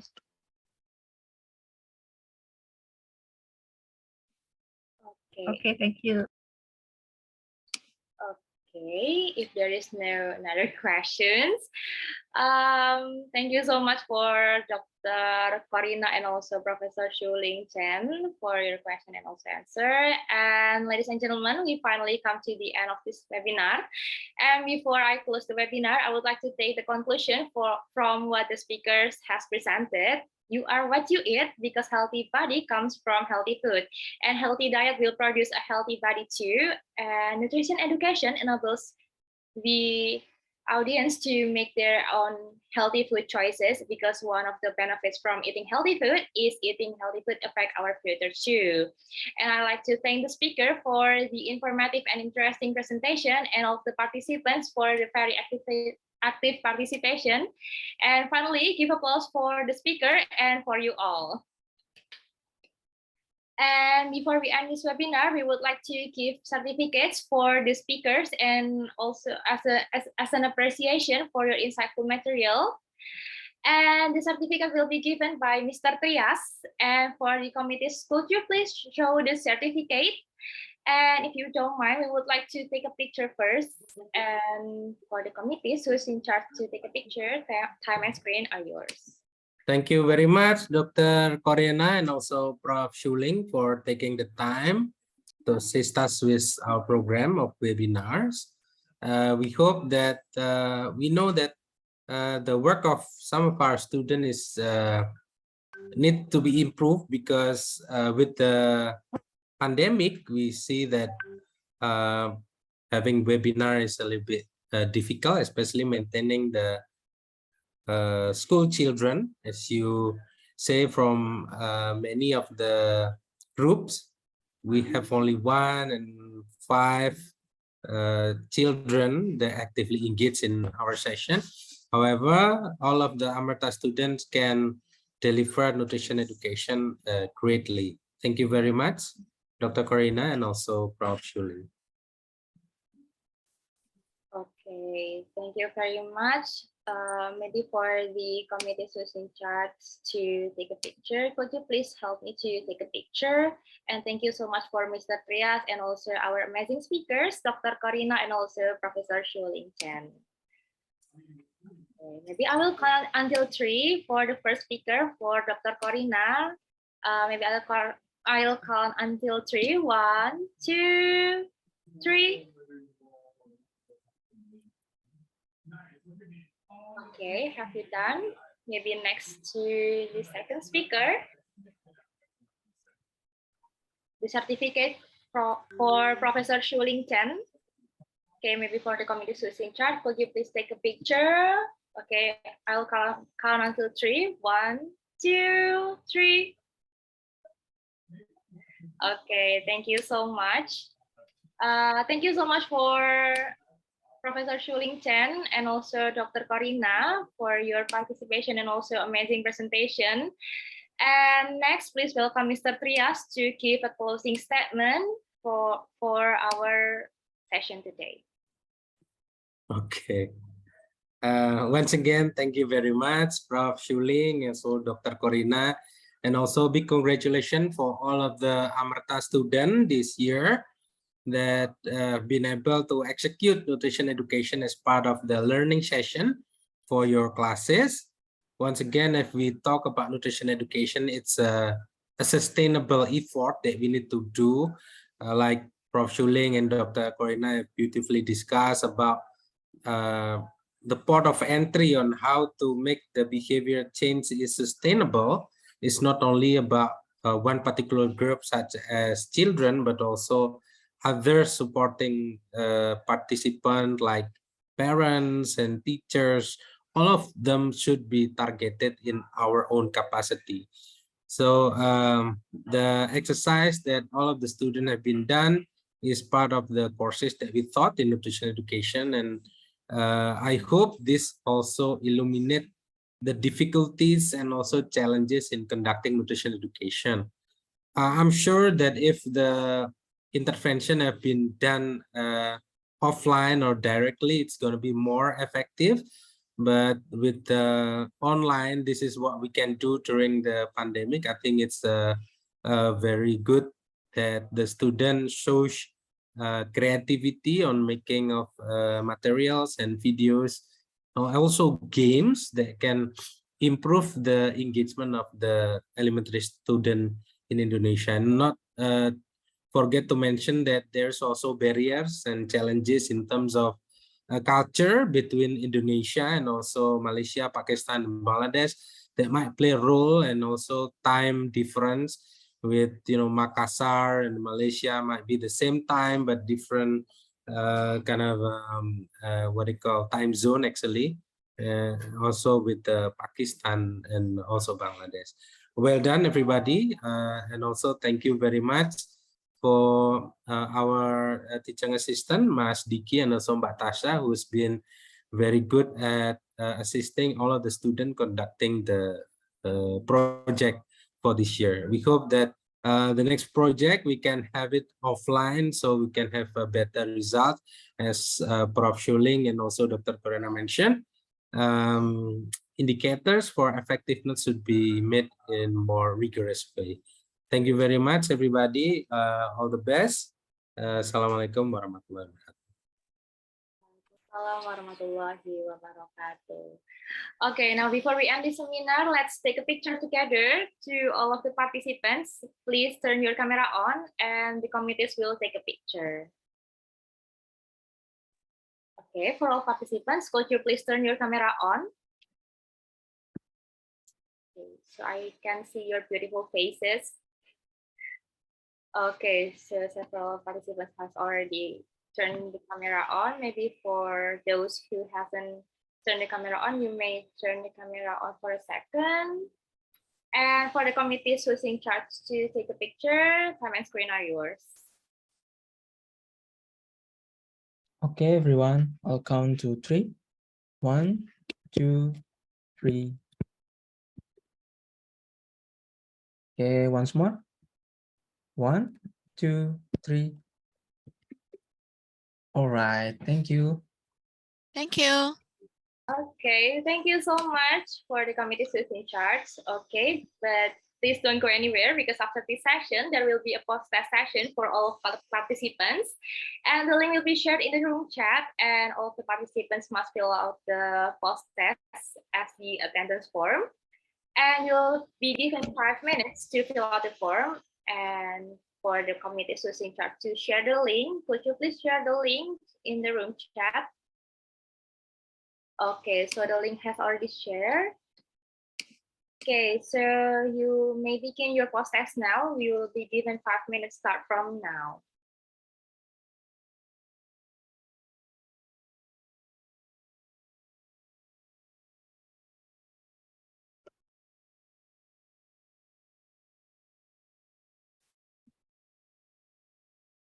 Okay, so the post test will be until 2:50, and after that we will do a closing. And for the participants who, okay, thank you so much. Okay, for all of the participants, you may check your room chat, and there is already the link for the post test. And if you have any trouble in accessing the link, you can complain in the room chat, and you may begin your process.